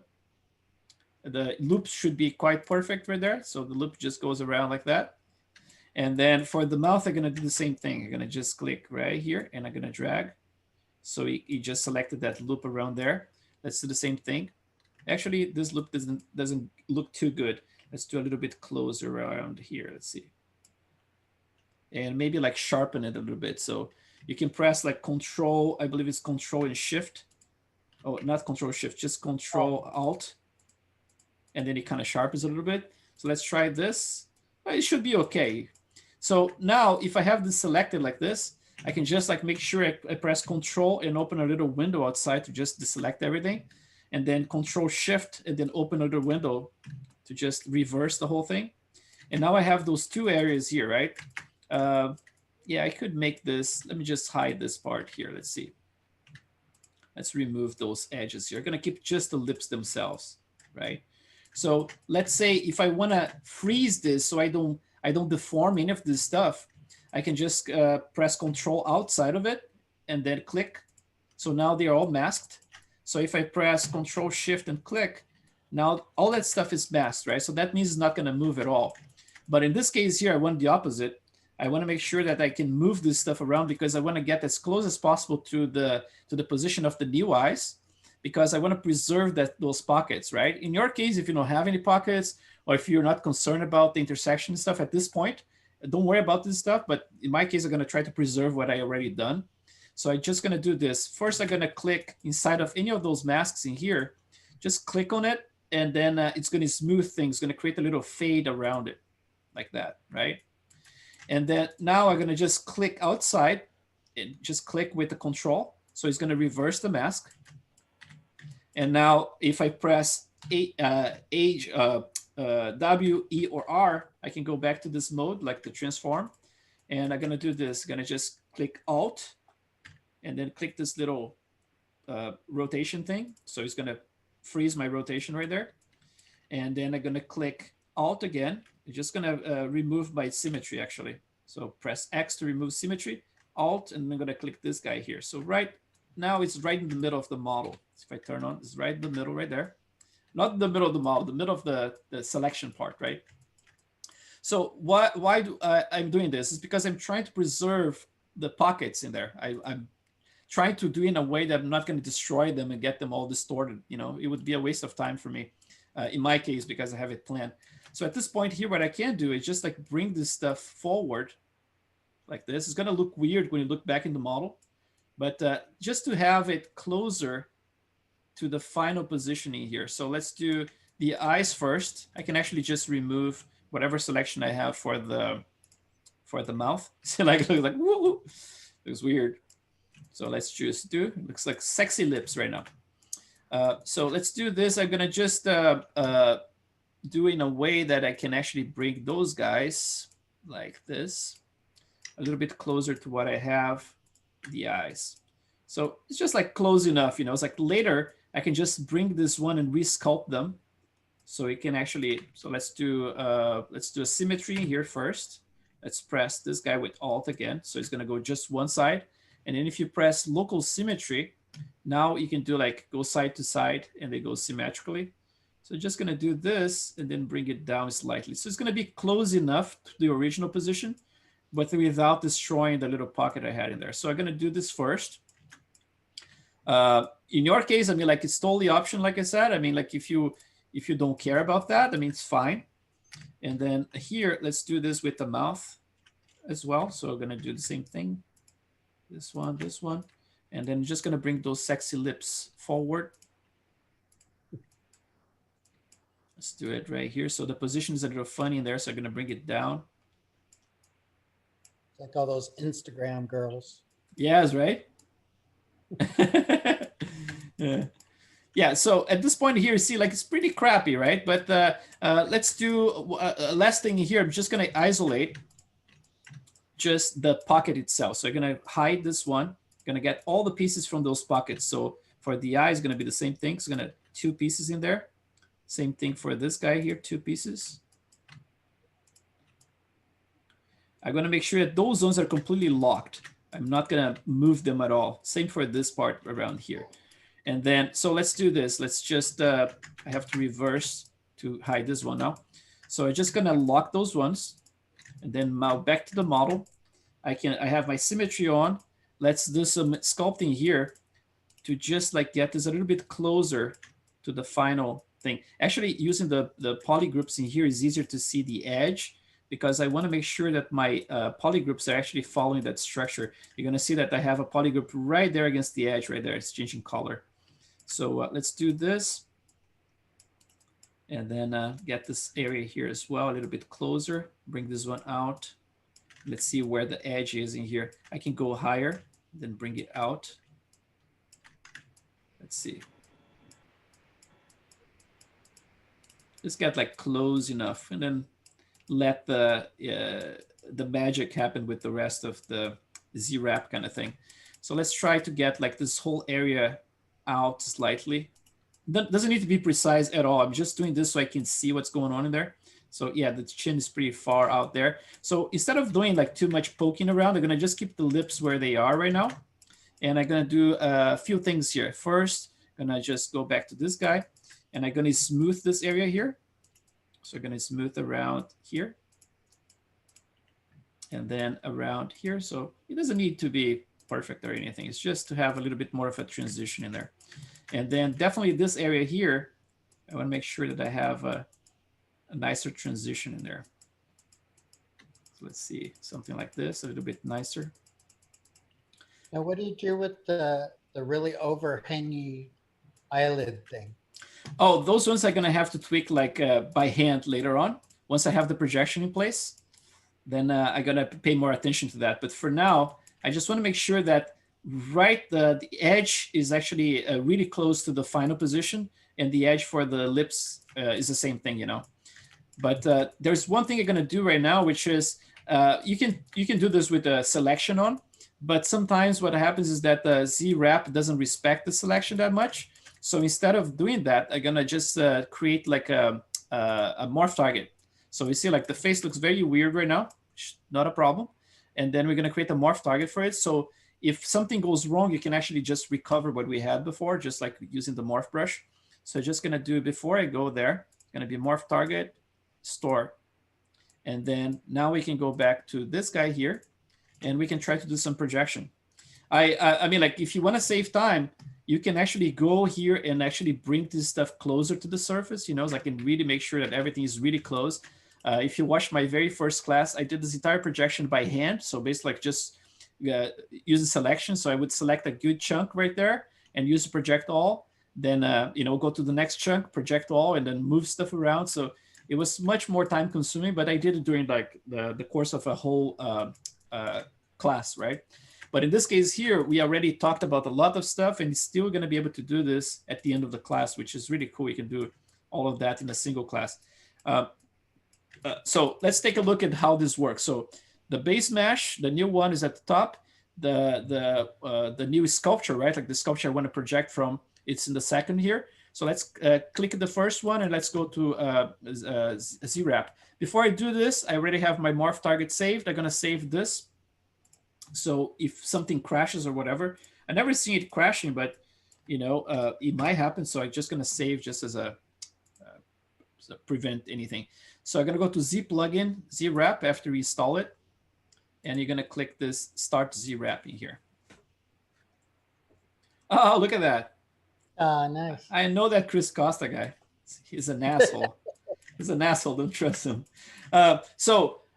The sync views in here by default, it's off. So like when you look at stuff like there, you're not gonna be synchronized. But once you click the sync view, then it's all synchronized, right? They rotate together. The second thing to know is that you can click and add all the points by hand, but you're gonna save a ton of time if you have this symmetrically, right? So you turn X in here, and then you have to turn X in here. They're basically independent views. If you save something, I did this in the past. I thought the save would save for both of them, and turns out it didn't. But the way it works is like this. So for example, like you do this whole work, and then you project, and then you go back to ZBrush, and it doesn't look good, right? And it turns out that you have to redo the whole thing. But instead of redoing everything, you can actually load what you have saved. So I'm going to show you how I do normally. So you never know exactly how it's going to behave. Sometimes with less points, you can get better results. Sometimes I get better results with more points. But I'm going to tell you, for example, like in this view here, once you have X on and then sync views, you can just click in one point that you're going to have to create a correspondence. So if I click right here, it's going to create the point 0 and point 1. And then I'm going to go right here, and I'm going to find like a similar position, 0 and 1. So we create the correspondence between those two now, right? So I'm going to do the same, for example, for the tip right around here, right? And I'm going to keep doing this. For example, like if I have like the top of the lips in here, around here. Sir? Yes. Sir, did you mask the eye pockets and the mouth pocket before this? Because no, I'm actually going to rely on using the morph brush to recover them. Okay, because the way I always do the eye pockets, like the deep, like the spears, like you did it. And before I Z-wrapped it, I kind of masked the eye pockets, and because I created the entire mouth cavity, I was afraid I would lose it. Yeah. So I masked it. and then I projected it the same way you're doing, and it was quite, the result was good. Yeah, let's do this. I mean, like I remember like when I did at some point, it kind of like screwed up a few things. But then, yeah, if we have the pocket, I think you're right. I mean, like it's better if you have the mask on. So because I had the retopology, like a male model that I did, and I was projecting it to a female. So initially, I wasted a lot of time doing without the masking, and then I masked it. And because I stored the morph target, but somehow when I masked it, it was like almost very, very perfect. Like not completely perfect, but it was pretty good if I masked it. It was pretty good. So what I'm doing right here now, I'm actually saving this. So all those points I already added, I can just save. I'm saving as basically like this side I save as right. So right view. And then this one I'm saving as left view. So at this point I can just leave this, right? Let's do the masking here just to make sure. So let's get, yeah, I actually had the masks in there. So let's see. Yeah, it was masked, but it's fine. Sorry, I missed it. Sorry. No, it's okay. I forgot to, so it's good for us to check. But let's go back in here. So we start ZWrap. Oh, actually, let's hope it's actually bringing the. Oh, okay, it worked. It's because it's hidden there, so I don't know if. Yeah, let me just do this before I go too far. Let's just make sure they're both visible in here. I don't know if it creates any trouble if it's not. So. And so now remember that I saved it, right? So you have to save independently for each one of them. So I'm going to turn on my symmetry first, and I'm going to do a load on the left view, and then a load on the right view. And now I have the points back, which is good. And let's find a couple of other spots in here. So I want to make sure that this line in here, it's actually, you know, conformed to this little line in here. So you can actually tell how much stretch is going to happen by actually forcing ZWrap to find those spots. So around here is good enough, you know. It's like if you want to make sure, for example, you have like chin stuff, you know, same thing. Let's get a few like right under the chin, right around here. It's like correspondent points. And from time to time, just double check if the numbers match between the two views, because sometimes if you miss one, then you're kind of screwed. You're going to have to redo it. And one thing you can do as well is like, let's just get this under right here, is that if you want to manipulate some of those points, you can just click on it and just like move it around. So you don't need to, you know, delete or anything. You can just move things around. And let's do some of them for the ears to give some, you know, for example, this little corner here, we're going to correspond to this one. Going to get this edge here of the lobe, like let's get like right around there. Right here, and the top as well. Gonna do it right around here, and then right around there, and maybe like the fold. So we make sure that the line is gonna conform to this little fold. So right here and then right there. Let's see something else, like to give a little reference point. Let's get this point here to that point. Again, like sometimes you get like really good results with very few points, you know, but I'm just trying to force things here a little bit to make things, to make everything slower, right?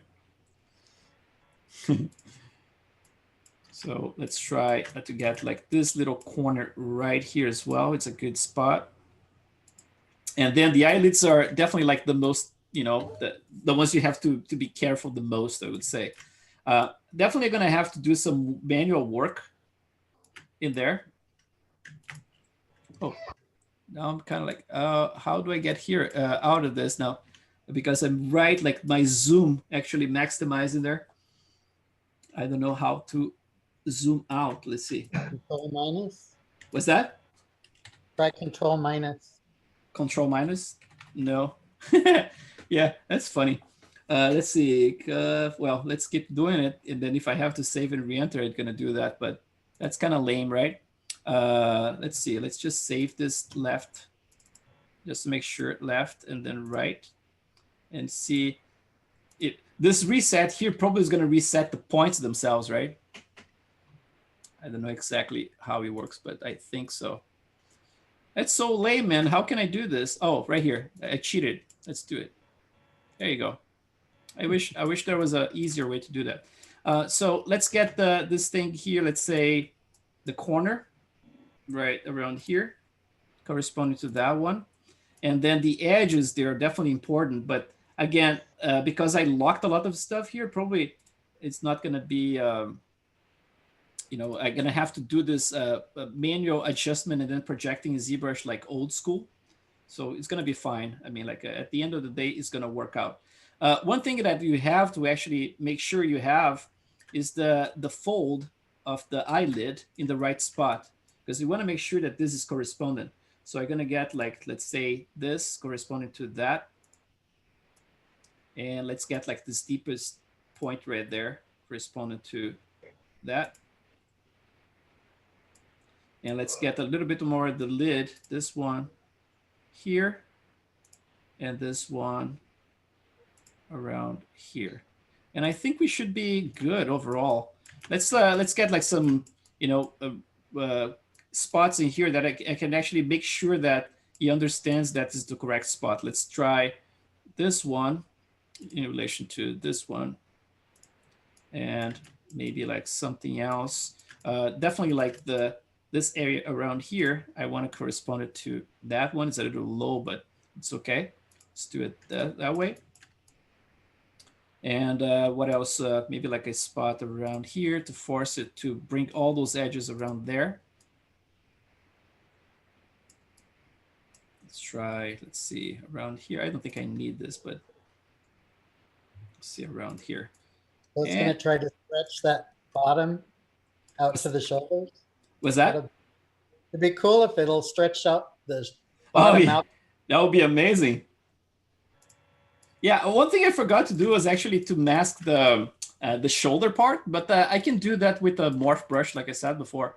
So at this point here, I think we have enough points to do this whole thing, and then let it do its magic. But before I do it, let me just save it again, left view. Let me save again the right view. If something goes wrong, you can always go back. So once you have this all done, very simple stuff here, right? So far, it's just like X and X for the symmetry, sync views, and then save. So now I'm going to switch to wrapping. So I'm going to go right here. And this is the interface where you basically is going to try to match everything. Again, like if you do a pre-sculpt to get things closer to the final position, is always better, right? But I left it on purpose like this, so you guys can see how it works, you know. One thing I noticed here is like, I think this area here could benefit maybe like from another point right around, let's say like here, comparison to like this double chin that he has. Let's try something around there. And then so wrapping. And then there's a bunch of preferences in here. I never change anything. It normally does a good job the way it is. There's a bunch of parameters in there. There's a couple of things you can try. There's this rigid alignment in here. So it brings things closer. It forces it closer to the final points. And then there's the match scale as well. So if it's something that's completely out of scale, it's try to accommodate, you know, so I can get closer to what it was.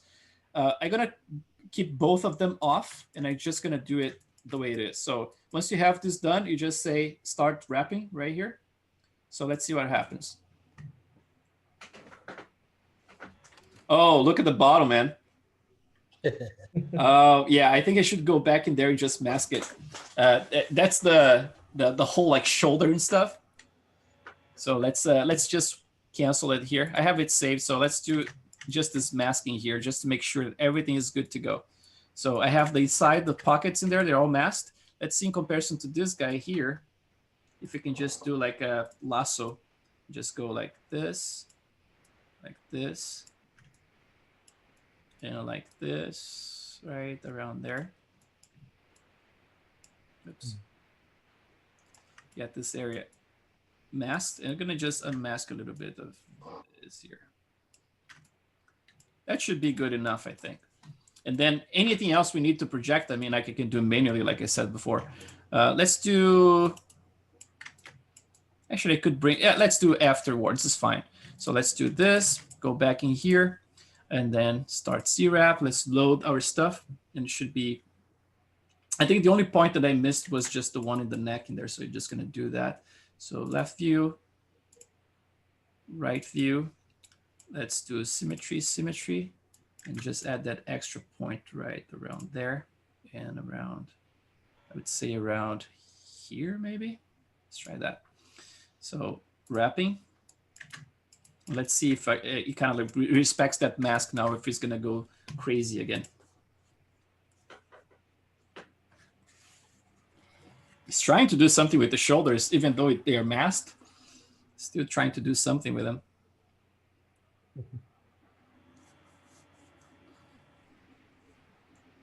But we are more. Ideally, it's only using the blue stuff. Yeah. So let's see, like eyes and mouth, I'm counting that's not going to be a perfect match because of the reasons I mentioned before, but let's take a look at how this whole thing looks like. So let's do done in here. So let's bring those shoulders back, like reverse the masking here. I have my morph target saved, so I can just do like a morph brush in here. So let's do morph and then bring them to the original position.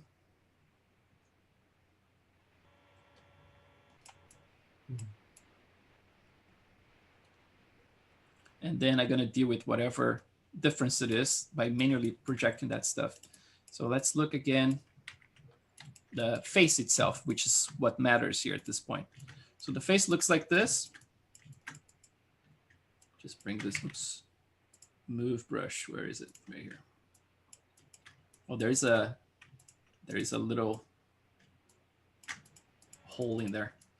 Okay, so I just unmasked, and I want to keep my masks on for the eye sockets in there, but I'm gonna definitely like unmask this area here.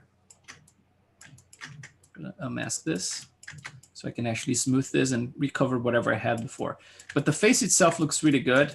I'm gonna have to tweak those areas and project things manually, but let's see what's happening with the eyelids in here. So the eyelids, let's see, it looks pretty good. There is one trick here I can show you guys, which is pretty cool actually. So let's just double check what's inside of the mouth. If my pockets are, they are saved in there, so nothing was changed, which is good. There's a little bit of intersection in there, not a problem. And then the eyelids around here, I'm gonna have to tweak them to conform to the new model. So let's do a couple of things here first. Let's do, yeah, this one looks a little funky right here. Let's do a subdivision first. So let's see if everything else is good to go in here. Just like smooth out. Let's just do one subdivision, make sure I don't have any masks on. I'm just gonna subdivide one time. And now let's do one thing that's really cool actually. This is what another student of mine told me. If you can save a morph target, just save another morph target. And let's say you have an area that looks very weird like this. You see like how the topology looks kind of like a wobbly in there. I can just get like a move topological, and I can just like redo this in a way that looks nicer, right? So it just like looks much nicer. Remember that before I started doing this, I saved a morph target, right? So I'm gonna make sure that everything looks nice and clean. Gonna get like this line to actually look a little bit nicer as well. Same with this one. Gonna bring this a little bit closer like this for the philtrum. And I'm gonna smooth it out so it looks nicer. And then check this magic here. So I saved the morph target. Now all you have to do, you have to click the project morph, click and drag all the way to the end, and it reprojects for you. So like basically like you can move edges around, preserving all the forms, it's like, which is really useful. So for example, this entire area here, if I want this line to be higher, I can just move it to the place where I want it like this. Smooth it a little bit, and then do the same thing, project morph. Oops, let's do it. Project morph, and boom, it reprojects it. And now it's in a different spot, but the forms are still the same.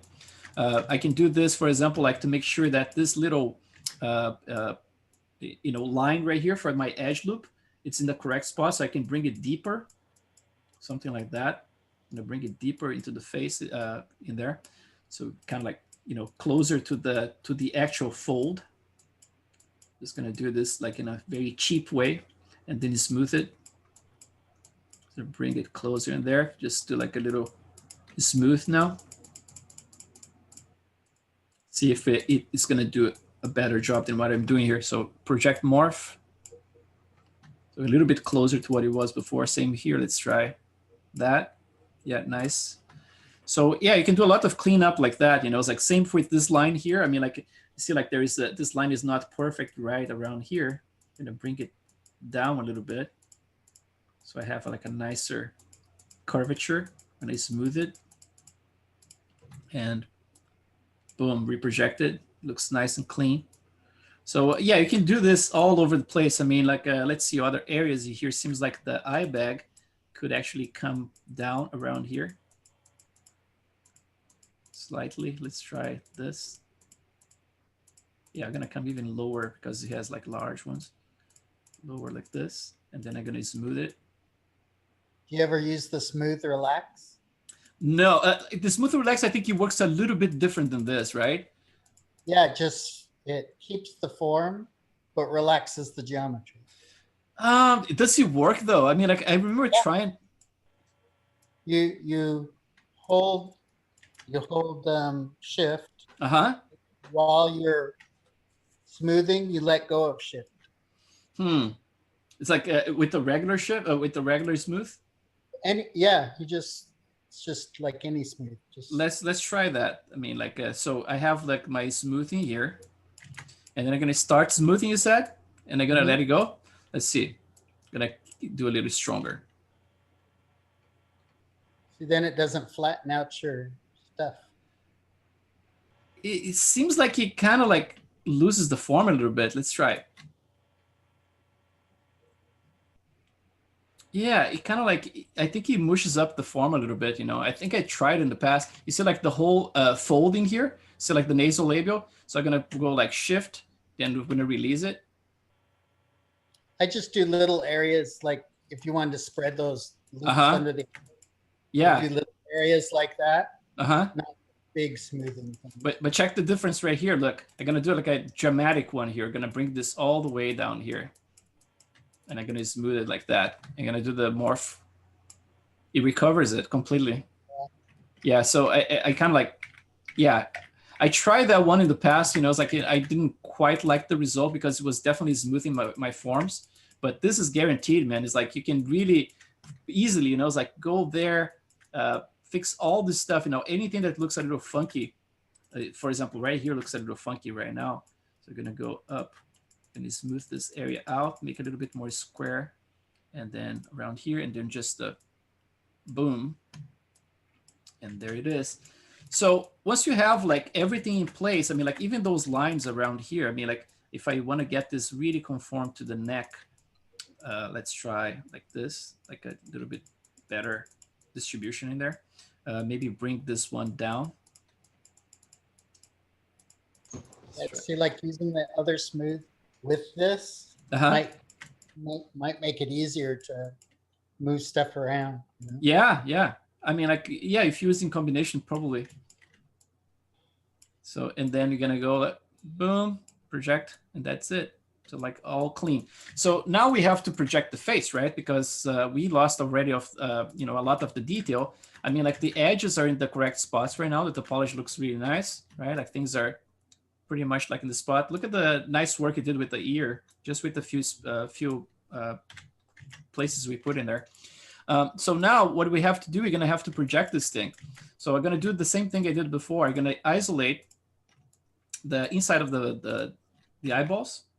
So let's try to open a hole so I can see what I'm doing there. So I'm gonna isolate those ones. And then we're gonna hide this and I'm gonna just like select and freeze it. And also I'm gonna do the same. Maybe I'm gonna start by doing the same with those guys. I'm gonna just like get this edge that I have in here that I plan. I'm gonna just do the same. I'm gonna actually bake it, not bake, like freeze it. And let's see. Yeah, so now it's all masked. And I'm gonna try to keep them in place for now. I'm gonna just mess around just with this edge all the way there. And then for the lips, let's see if I can actually get one more spot here. This one here is important to have it masked as well. So I'm gonna just mask this one fully. Let's see. Oh, fully. There you go. So I have the inside of the eyes. I have like the little corner and everything. And then now I can actually project this into this guy here.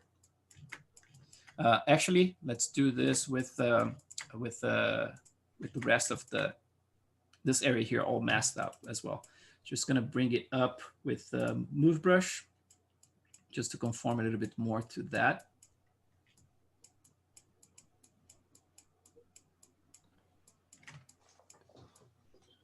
Excuse me, Chris. Yes.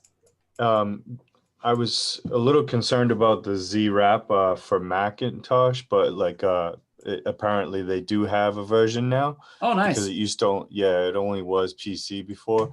So did you say we could email and just discuss that we're taking your class and get like a no, demo? actually, Is that it? No, actually, you go to their website. And if you go to, let's see, it's a 3D Russian store, Russian scanner or something like that. Let's see, if you just type ZWrap in your browser, so you go there, it's like Russian 3D scanner, that's the website. And then let's see what they have in here. Let's see, so they have download, or let's see, download. And they have ZWrap, so ZWrap, this one. So that's gonna be Windows. And then you can download it straight away. But then there's a place here, if you put it, let's see, buy. So buy, you have like indie and you have students, right? So if you click students, Wrap and ZWrap are free for students, universities, and schools. So if you click like request license, then you can just put like your university and school. You can put like fly on the wall, right? Like student ID. You can just mention in the comments like doing the class with Chris Costa, and then that's it. You don't need to have like an actual school. It can be just like an online school like ours, and you should be fine. Yep, you're ready. Thank you. Yeah, you're ready to go, awesome. Man. That's great. Those guys are awesome, man. Yeah, it's so good that they're doing that. Help us out. So let's take a look into here. What we need now, I have like masked the inside of those pockets in there. I'm just gonna mask again this area here. And around here, because I want to project stuff, but without, going too far. So let's see this. Let's try to do like a project all in here and see what we get. If it's too funky, then we can fix stuff. Before I can go further, again, I can do another morph target. So I can use like a morph brush to recover anything that's crappy. But let's try this. Let's do a Z tool and then project all. So, some funky stuff right there on the neck. I can smooth it out. Project all again.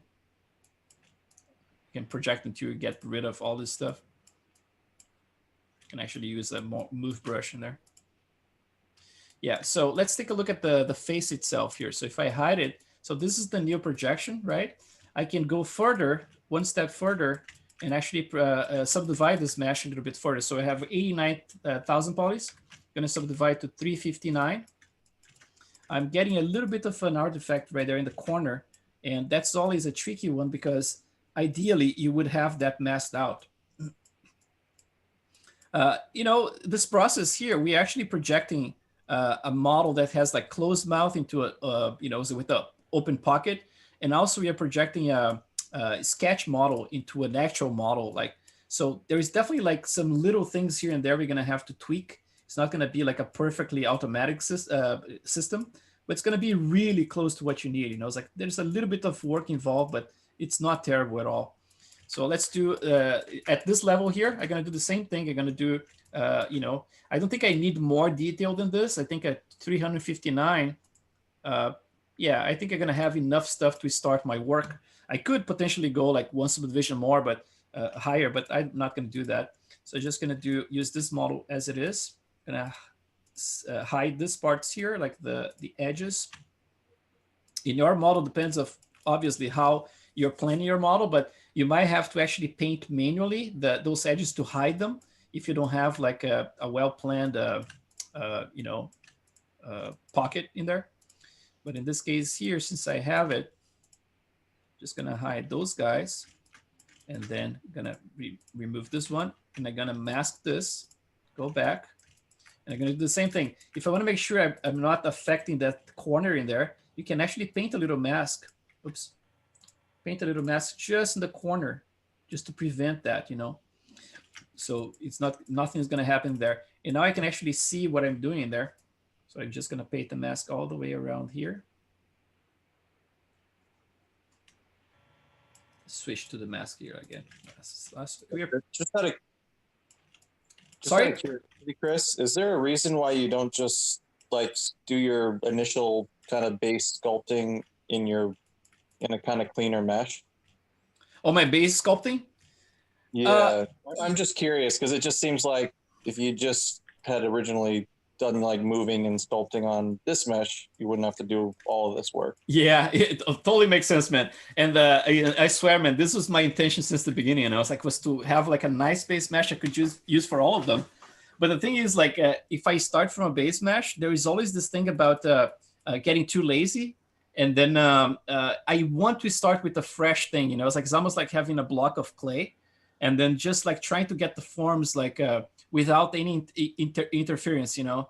If you have like a base mesh you already built, sometimes your brain gets a little lazy, you know. It's like, and all of a sudden, like the mouth is good enough the way it is, you know. It's like, so instead of like pushing it to get like the likeness that you want, you end up like getting a little comfortable, so you don't use it that much, you know. So I normally like I use the same base mesh over and over, but for the sculpting itself, I sculpt with something fresh. It can be a sphere, sometimes a block of, you know, it's like a cube. And in this case here, it's just a planar model, just to start completely fresh without any kind of like a pollution, you know. Okay, yeah, I was just curious. Yeah, no problem. And I'm just gonna click inside here just to mask a little bit more, like add a little fade in there, right? And now we're gonna do our last projection, hopefully. And then that's gonna be project all. So that's it. And then let's look at what we have. So now we have our base model that probably gonna need like little tweaks here and there around mouth. But, and then obviously neck, you know, is gonna have to smooth out this area here, just remove those artifacts. Hey, Chris, Yes. I'm just curious, like, do you recommend us to close our model like the way you did airtight, like the bottom is close to? Only if you're planning to do something with this later in terms of, you know, it's like if you're planning to 3D print anything, I would say like if you have like a watertight, that would be great. But if you're not planning to do that, you can, it's totally optional. You don't need but to. it's not going to affect with subsurface scattering or anything, right? That's a good point, because like if you have the model with clothes and everything, it should be fine because you're going to have that clothes in there. But if you have the model without any clothes down here, definitely if you have a hole, the subsurface scattering, if you don't have something to block this area here, is definitely going to be affected. It's going to kind of like, if you have some light leaking from below in here, it's going to create some kind of like an internal illumination. Yeah. It's a good point. So it's a good idea just to close it. Yeah, I would say like to prevent any problem in the future. Yeah, but again, like if you have the model completely clothed, then it should be fine. You know, it's like as long as you have something blocking that area, you should be fine. Yeah. Awesome. But yeah, if you have like any light leak, man, it's just like, yeah, it becomes a candle. Yeah. So not too bad, right? So we managed to talk about the whole thing today, the planning of the mesh, some tricks about like topology, some tricks about the UVs, and we still managed to do the whole projection here. So that's a good day in my book. So let's see. So that's yeah, the comparison between the two. The line right here at the lips is not completely precise, right? But we can do a little tweaking here, just like a little smooth, and then use the topological move and just get that back in place. So let's just smooth it out a little bit. And then, you know, little things, artifacts we're going to find, but then it's always a matter of like, if you know that something's going to cause artifact, for example, like the corner of the lips, definitely eyes, like, you know, it's like a recipe for that kind of stuff. I see some spikes in there.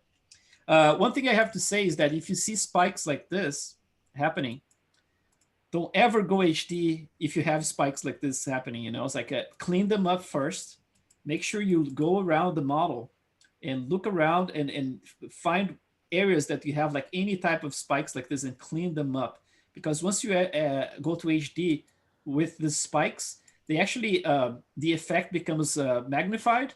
And to get rid of them is like, sometimes it's almost impossible. You know, it's like no matter how much you smooth it out in HD, when you go to the non-HD, the spikes show up again. And then you smooth them in non-HD, you go back, they are there again. You know, it's like it's a pain in the butt. They become like a kind of persistent, you know. And another thing is like try to make sure that the edges are not too close together. So this area here, I'm a little bit concerned because if they're starting to get too close together, Sometimes like when you go to HD and you start adding a ton of pores and stuff in there, it can create some kind of undesirable like intersections in there, you know. But let's say right now we have this model as it is. I removed any selection I have by clicking Control and opening a little window outside. So now I don't have any selection. It's good enough for us to start playing with. Let's just double check if there's any other area with the crazy intersections. Let's see. This is just like crappy sculpting from before, but it's not intersection. So you're just going to clean it up a little bit, but you don't need to. Excuse me, Chris, yes. about the eyelid there that you just mentioned. So when you did the Asian woman that seems a bit like an overlap, would that be done in HD with like very fine carving to simulate sort of an underlap? Do you get what I'm saying? Yes, I would try to have that in the non-HD as well, you know, because if you have like major folds, it's better if you have them, if you have like enough structure, you know. Otherwise, if you try to create things like just using the displacement maps, like in a higher resolution, sometimes things fall apart, you know. It's like it's almost like you're trying to tell ZBrush to recreate that whole entire area in as a displacement map. And yeah, if you have topologies, is a much better idea, you know. Yeah, because I have one, the eyelid, I mean, the eyelid's almost gone. It's kind of like mine. It's like the skin goes so far over, it goes clear to the edge. Yeah, but I would say like, yeah, if you are working with your topology right now, make sure you have something that actually covers, you know, it's like pretty against the folding there, you know, it's like would be very nice. Mine is not quite there. If I force it a little bit, I can get it like really precisely right there. But I think I'm gonna leave it like that for now. And maybe later I can try to, you know, correct it. But so at this point here, let's say you guys went through all those steps. You created your model, you already projected everything, right? Now the next step is this. You can see like right now I'm at 359,778. My base model is 22,488, right? So I went like 2 subdivision levels, projected my sketch, and now I'm gonna subdivide once more. So Control D. So I'm at 1.439 million now, right? So based on what I mentioned before, if you go further in this, then it's gonna be too much already because it's gonna be passing the 2 million mark. So at this point, I stop subdividing right here. And then instead of like subdividing with regular geometry, which is basically what we are doing so far, right? I was pressing Control D, but that's just a shortcut for dividing, right? So divide is Control D. So now we stop subdividing with the regular geometry, and we're going to go to geometry HD right here. And then one thing that's funky about it is that the subdivisions happen in a virtual space, right? You're not going to see the subdivisions happening right here. So I'm going to be clicking Divide HD, and it's going to be blind, right? You're not going to see anything happening. So the only way for you to tell what's happening is by looking at the number of polygons at the top right here, right? So you see like I have like 5 million polygons total here. That includes all the subtools, right? This one, 1.4, and then the other subtools, whatever they have in there. So I'm going to use this one as a guide because at the end, I'm going to have to see how far I can go with my subdivisions, right? Keeping in mind that something around 70 million to 100 million would be fine for something like this. More than this can be overkill, and less than this, you're probably not going to get all the detail you need. So around 70 to 90 would be kind of ideal, or 70 to 100 kind of ideal. So I'm going to click one time. So at this point here, if you go back to the geometry, you see I have 4 subdivision levels, right? So it's basically the base mesh plus 3 subdivisions, right? So 1.4. So now I'm going to go to HD, geometry HD. I'm going to click subdivide one time. See, the number is 1.4 right there. Let's see what happens. Actually, right here, right, was 5 million polygons. It went to 9.474. I'm going to click it again. It went to 26 million. And I'm going to click again.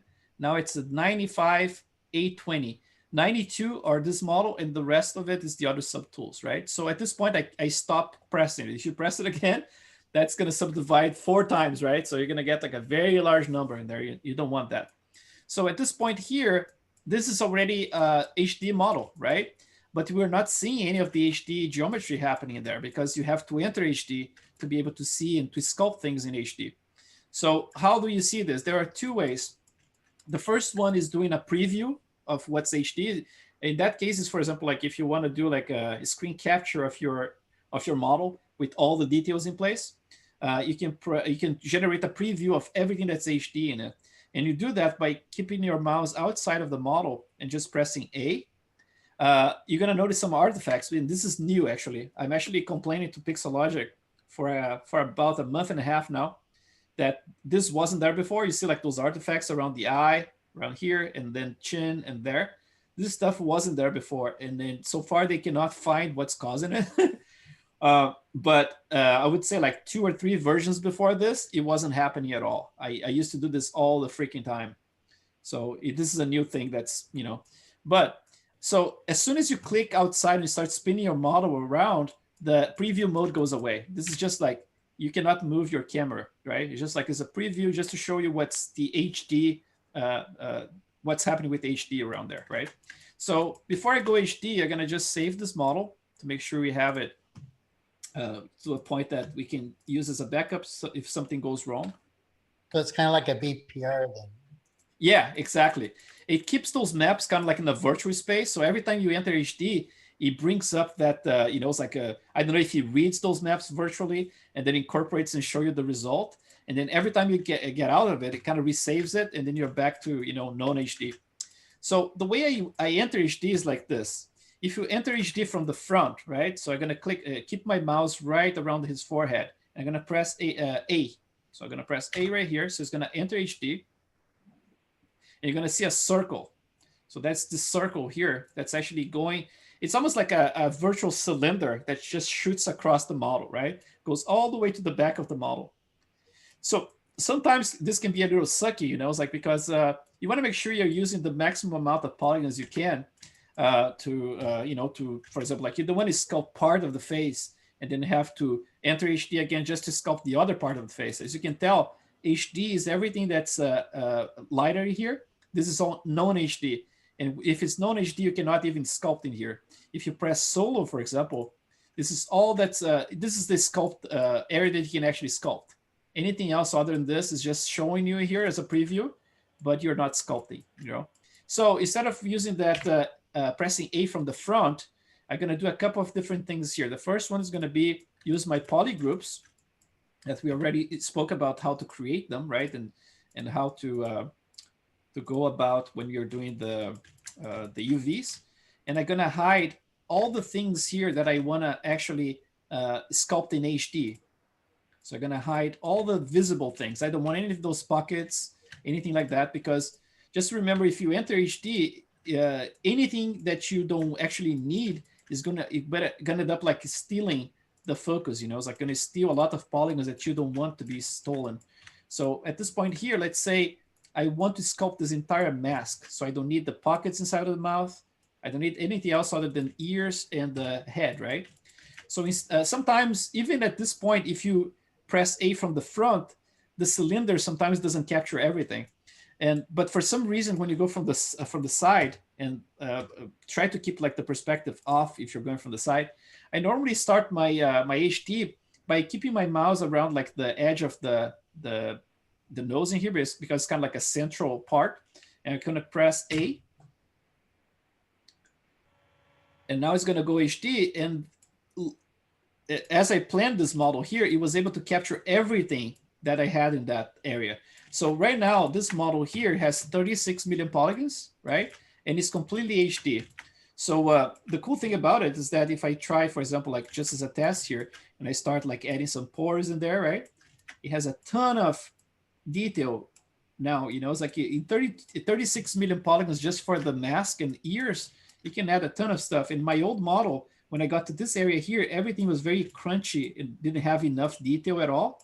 And now I have detail enough because of the distribution of polygons, Remember that the ears didn't have a lot of topology in relation to the rest, but they are just ears, It's like, so you don't need a ton of detail, but still I can do like pore detail inside of everything here, So yeah, this model was planned to actually, allow you to add like super fine detail everywhere. So yeah, there's a test here. You can tell that everywhere I place like pores is actually working fine. Chris, quick question. Yes. So I'm just asking. Mhm. The HD model would be just for exporting maps, but you wouldn't be able to export the mod itself for baking textures outside, or Yeah, how the does it way work? I can tell you right now, let's do a little quick exploration here, because this is going to be kind of like what we're going to be doing next week. But just Okay. as a preview, I can tell you a few things here. So let's set up, for example, like our export stuff. So let me just like undo this stuff because I want to get rid of everything here. Just undo my my sculpting. Back. The HD, as you can tell, is very slow to undo because I mean, like it has to read like 36 million polygons every time I undo here. So okay, so now it's all gone. Again, just as a reminder, if you're inside of HD, you still have subdivision levels, right? You can go Shift D, go lower, right? So I'm back to 564,000 polys, and then you can go higher and go back to, you know, it's like in this case here, 2.25, and then all the way to 32. This can be useful, for example, if you want to do something on purpose, like inside of the ears, for example, if I sculpt the pores, I don't sculpt the pores at the highest resolution. I try to do like in a lower resolution, let's say like in here. So when I go up in resolution, instead of having like a super sharp detail in there, it actually looks more like this. You know, it's like a little bit more mushy. So you can use that to your advantage. You know. So let's just go back here and just show you how the whole thing is going to play out with subdivision levels. So again, like next week we're going to be sculpting this, and then there is that trick I show you guys, like with morph target. You know, it's like you can create a morph target right here, and then sculpt the whole thing, and then use the morph brush to just dial things back. You know, because HD doesn't allow you to use layers, right? You cannot use layers. And another thing that's very sucky about HD is that it doesn't allow you to import, for example, a texture in here, because once you're in HD mode, the UVs are completely wiped out. So we don't have UVs in this mode. So that means that you can paint like with poly paint. You can create the entire maps like with a poly paint, which is really cool. But if you have something painted already and you want to re-import into HD, you cannot do that. You know, it doesn't allow you to do this inside of HD. So there are a couple of limitations. You know, layers still work for the model all the way to the highest resolution non-HD. So you can actually use layers before HD. But then once you're in HD, everything is gone. You cannot use them, you know. I particularly for this type of work, I don't use layers at all. I kind of like, if I need to do something adjustments, I do with the morph brush, you know, and try to do that way. But if you want to do it, just remember that it's not going to work inside of HD. So a few settings here. So we have the model here at the highest resolution, right? And I'm going to just explain here how to set up like the export settings for next week. But we are not going to be exporting anything today. So next week, we are not going to have texture map just yet. We're going to have just displacement. So uncheck anything, just keep displacement checked. This is all under the multi-map exporter. And for the size of the maps, we're going to keep 8K. By default, it has those presets in here. It only goes to 4K, but if you click and drag, you can go all the way to 8K. And then one thing you have to check is this. You're going to go to export options, and then under file names, if you've never done this before, click file names and make sure that this one here, this option is UDIM. By default, you're going to have something like this, UVV, which is the format for Maya, and then Mudbox, right? But this is basically UDIM is the format for Mari. And that's basically what we're going to be using in for Arnold, right? So make sure you click a bunch of times until it switches to UDIM. And then for the types of maps in here, it doesn't matter that much because we're going to be exporting the maps like the displacement as EXRs. But for anything else that's going to be 8 or 16 bits, in the case of the textures, is going to be exported as a TIFF.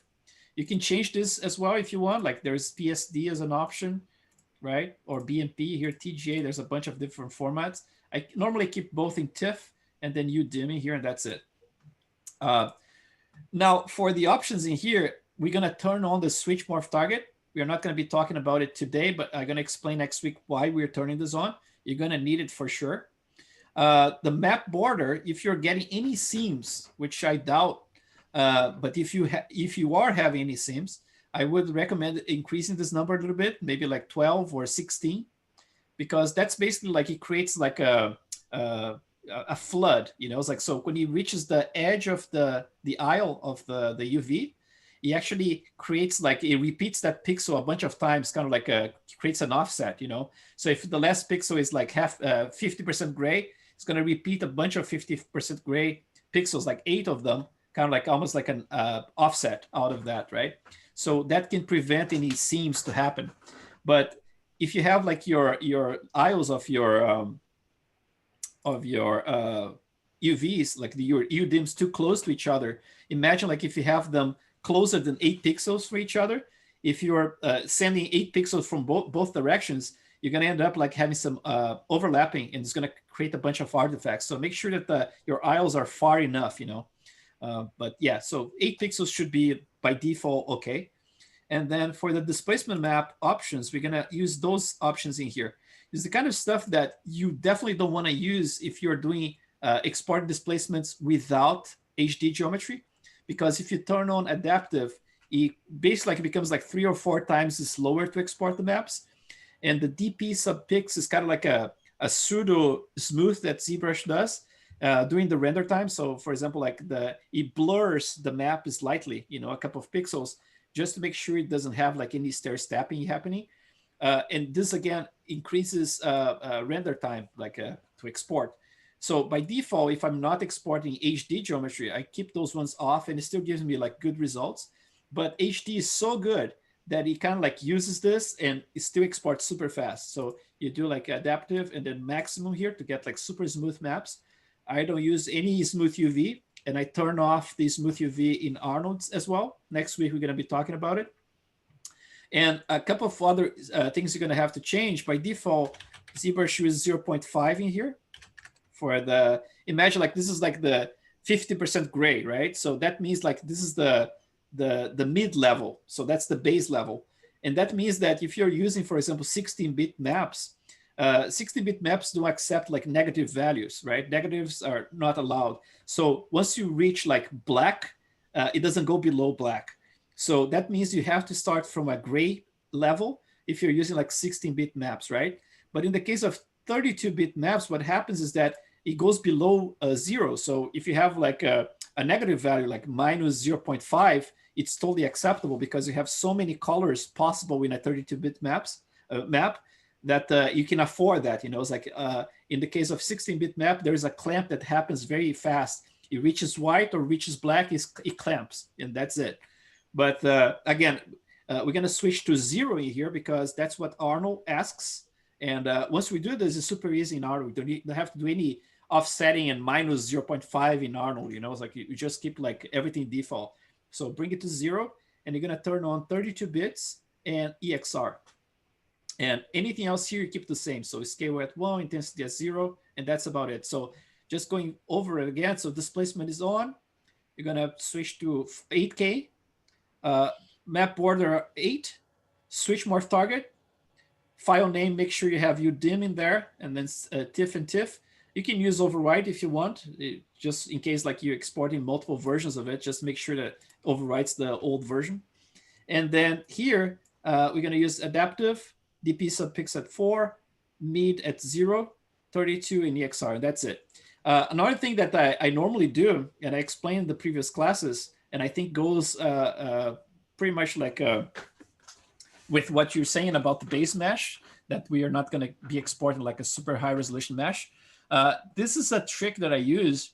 For example, like if your base mesh is very low resolution, and you're planning to use that mesh to put like XGen in it, so groom hair in it. If it's a super low resolution mesh, what happens is that you're going to have like very faceted, you know, kind of like the hair. Imagine like the head doesn't have a lot of resolution. So it would have like a spike happening, you know, it's like between one set of polygons and the next face, the face next to it would have like a little bit of a spike, right? Like kind of like a squarish kind of thing. So you definitely want something that's smoother when you're grooming, because you want to make sure that the hair is actually in contact with the surface, right? So what I normally do if I have a low resolution kind of mesh, I export all my maps in relation to the second subdivision level. So instead of like exporting from the first, which is the base level, I go and switch to 2 in here. And when I do this, what happens is that instead of exporting the maps from this resolution right here, ZBrush is going to consider that I'm actually exporting from this resolution here. And the only thing that you have to pay attention is that if you are exporting from subdivision level 2 in here, you have to make sure that you match the model that you're exporting to Maya. So in this case, I would export my displacements in relation to subdivision level 2, but then I would have to export the model at subdivision level 2 to Maya to actually match whatever the displacements are done on top of it, you know? So if I don't want to do that, then again, you do the same way you always do. You just like go to the lowest resolution and you keep this one at subdivision level 1, and then we export this mesh here to Maya, and then you have a match that's right there, right? So that's the only concern you have to have. But then what you mentioned about the HD geometry, all that stuff, all that beautiful detail we're going to be sculpting with pores and super fine wrinkles and everything is going to come through as a displacement map. And all you have to do is to make sure that you have enough support, meaning like your mesh is going to have enough resolution so you don't have like those crazy spikes I mentioned, which is basically like this, you know? So for example, you see like this is very low resolution here. So you get like those, you know, squarish kind of faces in here. Imagine if this was all over the place in the scalp, right? And all of a sudden you're trying to groom and, you know, you're not even able to see what's going to happen once you have this subdivided, right? You can subdivide it in Maya, obviously, to have an idea, but the groom itself is going to respect the polygons, right? And then it's always better if you have enough polygons like this. I mean, this is my lowest resolution level, and I still have plenty of details. So in this case here for this new model, it's going to be the very first time ever that I'm going to be using subdivision level 1 to export, because now I have enough support for my XGen, you know. Otherwise, I would go to subdivision level 2 and then match this one and then export to Maya, right? But Chris? yes. Open up the Z plugin again. Mm-hmm. You know where you put subdivision level 2? Uh-huh. And then if you go up a little bit, it says export mesh. Does it respect that number right there? Export mesh. Oh, right here? Yeah. That's a good question. I never tried actually, because I know this is a good batch, right? Like you can export multiple textures and the mesh at the same time. I never tried actually, but I have the impression that's going to use. Whatever you set that subdivision level to, it'll export the mesh at that same level. That's perfect. Yeah, even better. I used to use it a lot. Yeah, that's awesome. Yeah, good to know. Yeah, I normally export like just to give you like a preview, what I do normally is this. There is something that's very funky in ZBrush. It was like for many years actually, which was that, you know, it's like you would, for example, like subdivide this mesh many times and you would sculpt just like the fine detail of the year, for example. You would go just like around here, the highest resolution non-HD. You would sculpt like just the fine detail. You would not touch anything when it comes like to the forms themselves, just incorporate like tiny little things. And then you would generate the displacement map for it. And all of a sudden you would see those bigger forms all represented in the map, even though you just touched a few little things here and there. And it was always funky. So I called Ofer at some point and I asked him about how to fix that stuff. And he gave me this explanation that to this day, it still doesn't make any sense to me, but the fact that it works, you know, which is like this. I mean, like you have to use a morph target to be able to force ZBrush to compare the difference between the highest resolution mesh and the lowest and export just what's the difference. You know, it's like instead of like adding crazy stuff that's not supposed to be there, it creating like double transformations. It's just going to compare like the fine detail and apply that as a displacement. And the way I do this is like this. I go to the lowest resolution mesh and I export this. For example, like as can be anything here, Velasquez 19. And then this is the funky part here. Check this out. So it's 3 steps. If you have any morph target, you delete it, right? So you delete the morph target and you're going to click like in this order, like store, switch, and then import. It didn't do anything apparently, right? But this model was stored, a copy of it was stored in the buffer. So there is a buffer in there. So in order to compare, this model is being compared to that buffer in there, which is basically the same. So there is no difference in there. So it forces it to stay in the same spot. But now check this out. Once you go to the plugin, if you have switch morph target, it switches back to that buffer and compares to it during the export time. And that way it forces it to just recognize what's different between the models. So if there's any high resolution like HD differences in there, that's the only thing that's going to be represented in the displacement, instead of like represented large areas like a whole ear that looks kind of whitish, it's like you're going to see like those gigantic forms in the displacement. Is going to try to create something that's more even, So yeah, it's like just repeating here very quickly. It's just like export your mesh the way it is, like the base mesh, then store, switch, import again, the same mesh, and don't touch anything from this point on. If you go up in resolution, for example, if you go like the next resolution and then you go down again, you have to do it again, because at this point it already went out of sync. It's like there's this discrepancy that happens in there. So you basically like have to do it again. So store, switch, import, and then you go straight to the export the maps, and you're fine, right? It's a little funky, but I don't know, to tell you the truth, like if they fix that ever. But this was kind of like the instruction he gave me, like I would say like 6 years ago, when that problem was definitely happening. And but maybe we don't need to do this anymore. It's like it's the kind of task that I still have to find time to do it, to see if it's causing any difference.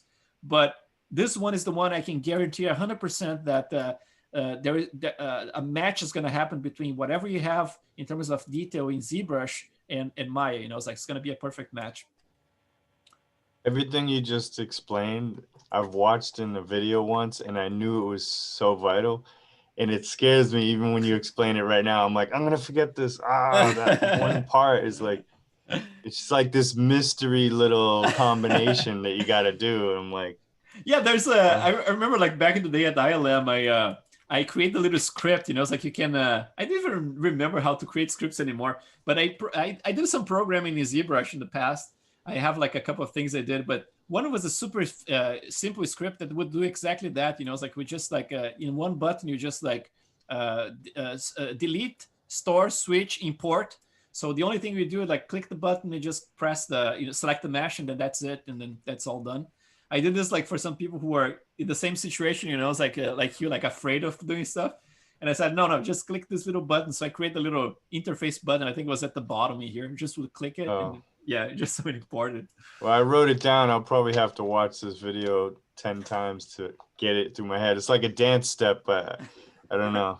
No, but today, like I said, it's just a preview. Next week, we're going to repeat those steps again. And I was like, every time you export new maps, I'm going to do it again. So it's going to be easy. It's just like basically like 3 or 4 steps, and that's it. Yeah, I think the scripts are kind of like Photoshop, where you create an action. Yep, it's a macro. Yep. Yeah, it's just like the same thing. Yeah, I some of those scripts, I did some more complex ones. I started with the macro to create the stuff I wanted. And then because it's just like a text file, basically. And then they have like this documentation online that you can find. There's a lot of stuff you can do with it. And then there's a library that's a DLL library that they created that incorporates a lot of Windows functions. So for example, you can do complex stuff like reading and writing files. And, there was a lot of stuff. I remember back in the day, I created this a cavity exporter from ZBrush. It was actually cavity exported from HD geometry. So the way it worked was like this. I would create the map, basically like I would export all the maps first, right? And then this script would read all the maps from a folder, like in order, kind of like a loop through it, right? And would load each one of them as a map, like in the regular ZBrush, like I believe it was like an alpha, and it would fill the screen with alpha. And then you would apply a specific material just like to get the cavity in place, right? Kind of like a cavity material. And that would be assigned to the screen like at 4K, I believe. That was the deal. And would capture that screen and then save as a exported cavity. The reason why I did this way is because it's from HD geometry. It would be too complicated to just like bake all this stuff and then do the cavity painting and all that crap, right? And the cavity that the ZBrush uses in here, it's pretty crappy, it's like you don't have a lot of control over it. So that one would guarantee that every time you have like a bunch of HD maps, you would be able to export the cavities, mashing them, So I remember doing that. Like I spent like a couple of days and I figured it out. It was kind of easy to do. And another script that I remember building was one for one of the Transformers movies. Was for the I think was the fourth one or the fifth one that they have like all those nights, right? Like I don't remember the name of it. The last night. Yeah, the last night. So there is like a Vitaly Bugarov, right? He's a great concept artist, and he did a bunch of the concepts for us, and he sent like a bunch of ZBrush models, and then just make sure that I was actually matching exactly what he had in there. I created a script that was just like this. You would select, just like select like with a pen like this, an area like this, and then you would press a button, and you would basically like extract this area. It would create like a what was that? Was like extract the area. Then you would zero mesh that area, basically like zero mesh one time. Then it would zero mesh a second time, and then you would hide that specific area so we could move to the next part. So basically, like if I had like a very complex model full of like pieces like of the armor, I would just select like the edges of the armor, like select that entire piece and click those buttons, and then I would generate like actual meshes for each one of those pieces and extract everything. So at the end, I would just have like a skeleton that would just have like almost nothing, because everything would be that was being extracted was being like hidden at the same time and replaced with an actual geometry. So just like replacing things on the fly. And then at the end, I would have like the whole armor ready to go. So I would bring it to Maya and then just select a few edges and then crease them, and then go from that point and add a little bit more complexity. But it saved me a ton of time doing that way, I still have the script. I'm gonna have to find it, and I might actually, see if it still works, because they changed some of the stuff in the language. But yeah, it was the kind of stuff like back in the day was curious. Nowadays, I don't have the the time or the patience to actually program anything. But yeah, it was fun stuff. All right, guys, I'm gonna let you rest. I'm gonna do the same, yes, and then we talk to each other next week again. And I hope you guys have a great weekend and keep busy. Like it's important. Keep our heads away from this pandemic craze. Make sure you get rest. Oh yes, man, sure. You take proper Vampire. rest. That's a tricky one, because man, I try my best. I go like. My plan is to go to bed at 1 a.m. It's like, and I ended up like at 3:30, 4 a.m. Same here. Oh man, it's a mess, dude. You're probably once I'm in the zone, everyone's asleep. I'm like, I get in. Right. Yeah. It's the playtime, Quite peaceful. Yeah. I mean, with two kids in the house, man, like 7 and 9, right? Almost 7 and 10 now. And they can be loud, man. It's like this time is just so quiet, it's just peaceful. Yeah. Yep. Sir, the file you shared yesterday, mm-hmm. It shows we don't have access to download it. Really? Yeah, it showed some error that you don't have access to this file. I clicked it yesterday itself, so I thought I'd just let you know, sir. Okay, thank you. I'm gonna do this. What I did actually, I shared first. I made like available for anyone to edit or anything, the file itself, but then instead of like sending that specific link to you guys, I actually went one step forward, which is basically like after I click that link, you open that window that I shared with you. So maybe I have to share the original window. Otherwise, it kind of, I don't know, maybe that's what happened. But I'm pretty sure I shared with all the with the rights and everything. So I'm going to go back and edit that link for you, and then you can download again. Sure. Yeah. So take rest, and thank you so much, sir. Yeah, thanks for letting me know. Yeah. Please. Yes. For some reason, I cannot watch the time lapse. You cannot on the website. I cannot see the time lapse. I cannot watch it.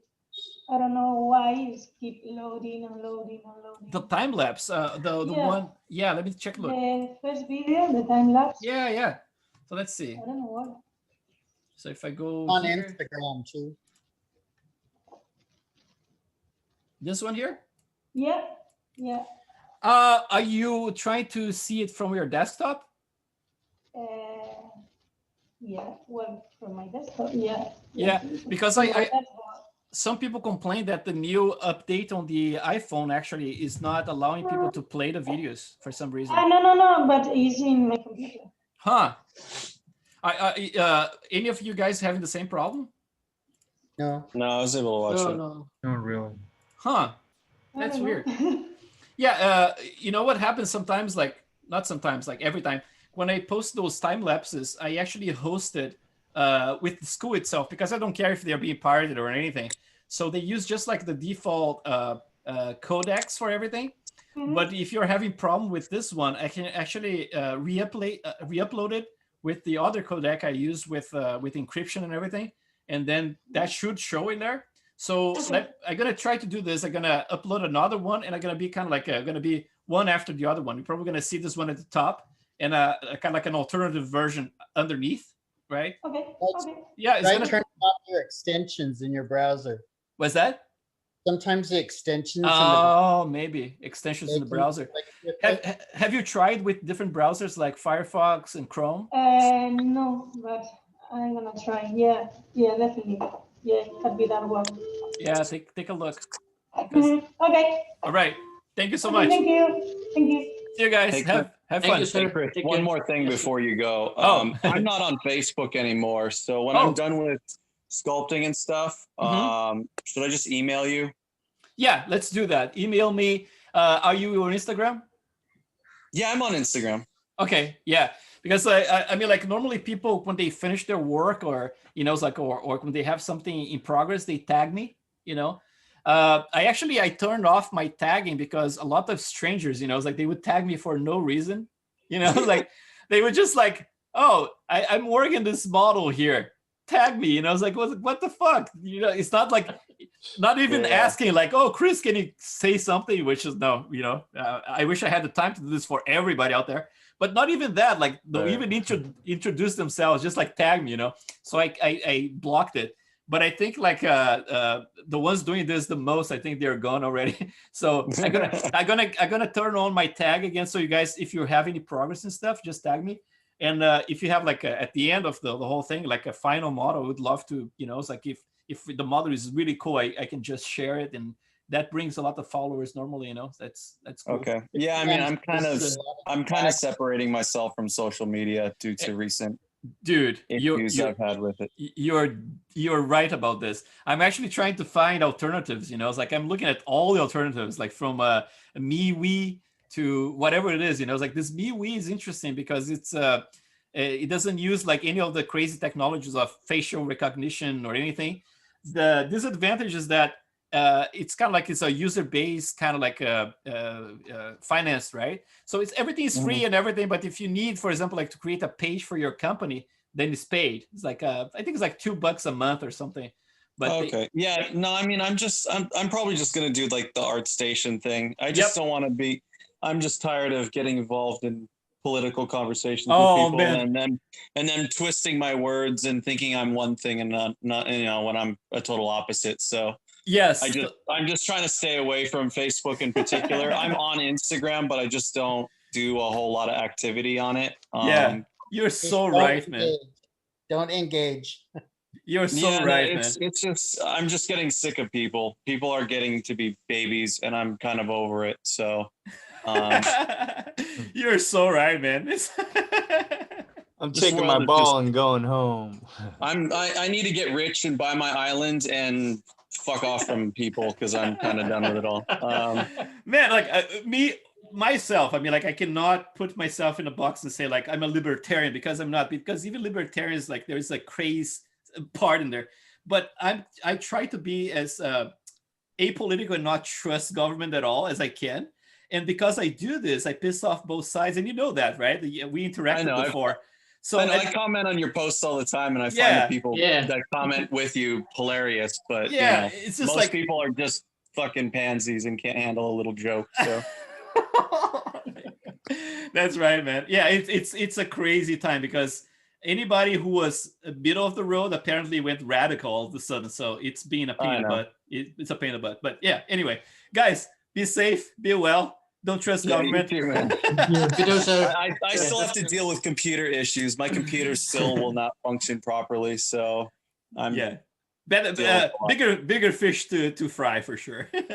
Yeah, Chris, you have AMD, right? Yes. Have you ever had issues where you look at your like Task Manager, and everything is running at like 5 or 10%, but your computer's running as if everything was maxed out. Have you ever had that issue? Oh, maybe I didn't. I never checked. But yeah, I'm not sure. I know that one thing that I had with my AMD that was very funky was I had like some instability, and I was like, everything was very unstable and was having like those crazy crashes and blue screen of death and all this stuff. And the only thing I had to change was to go to my BIOS and basically like in the overclock part of the BIOS to match the speed that my memory was supposed to be. Because like if I leave it auto, instead of like finding the correct speed and running correctly, it doesn't for some reason. And so I had to actually match, in my case, it's like a 3200 megahertz, right? So I matched that one, and once I saved that file, that setting, I never had any crashes after that. Okay. So yeah, you know what? Maybe I'll take a look at that, because I've got I have an actually similar setup as you. I've got like a 12 core AMD, a GTX 1070, and I got 128 gigs of RAM in my box. So you and I are actually kind of similar on our system. Yeah. Make sure that the memory matches the speed, man. That's very important. Yeah, you know, maybe I'll dig into my BIOS tonight. I'm doing a memory diagnostic right now, and I'm still waiting on it. It's been 3 hours, but let's see. Yeah, I'll take a look at that. And one more thing is this. Check this out. Like power and sleep settings. I think I have something here. Let's see. Best performance. Where's the changing power mode? Additional power settings. Let's try this. And then if I go to change power plan settings, change plan settings. Let's see, advanced power settings. So this thing here is what the Pixelogic guys told me to change to prevent like some of the crashes I was having before. And this was right here. So if you go to power options and then advanced settings, there is one thing that is, let's see, processor power management. And then there's this minimum processor state and then maximum processor state. Oh, see, like I switched back to 100, but they say like if you're using a Threadripper and you're getting like lots of crashes in ZBrush, try to keep this one around 90% or, you know, maybe 95% and then apply it, and that should solve the problem. But then I was saying like, man, but then my entire system is going to run at 90%. What's the point, you know? And they said, well, if you're trying to prevent the, you know, the bugs, that's what you have to do. But as you can tell, I'm keeping it at 100 now, at least with the latest version of ZBrush, and it's not crashing at all. So it should be fine, I think.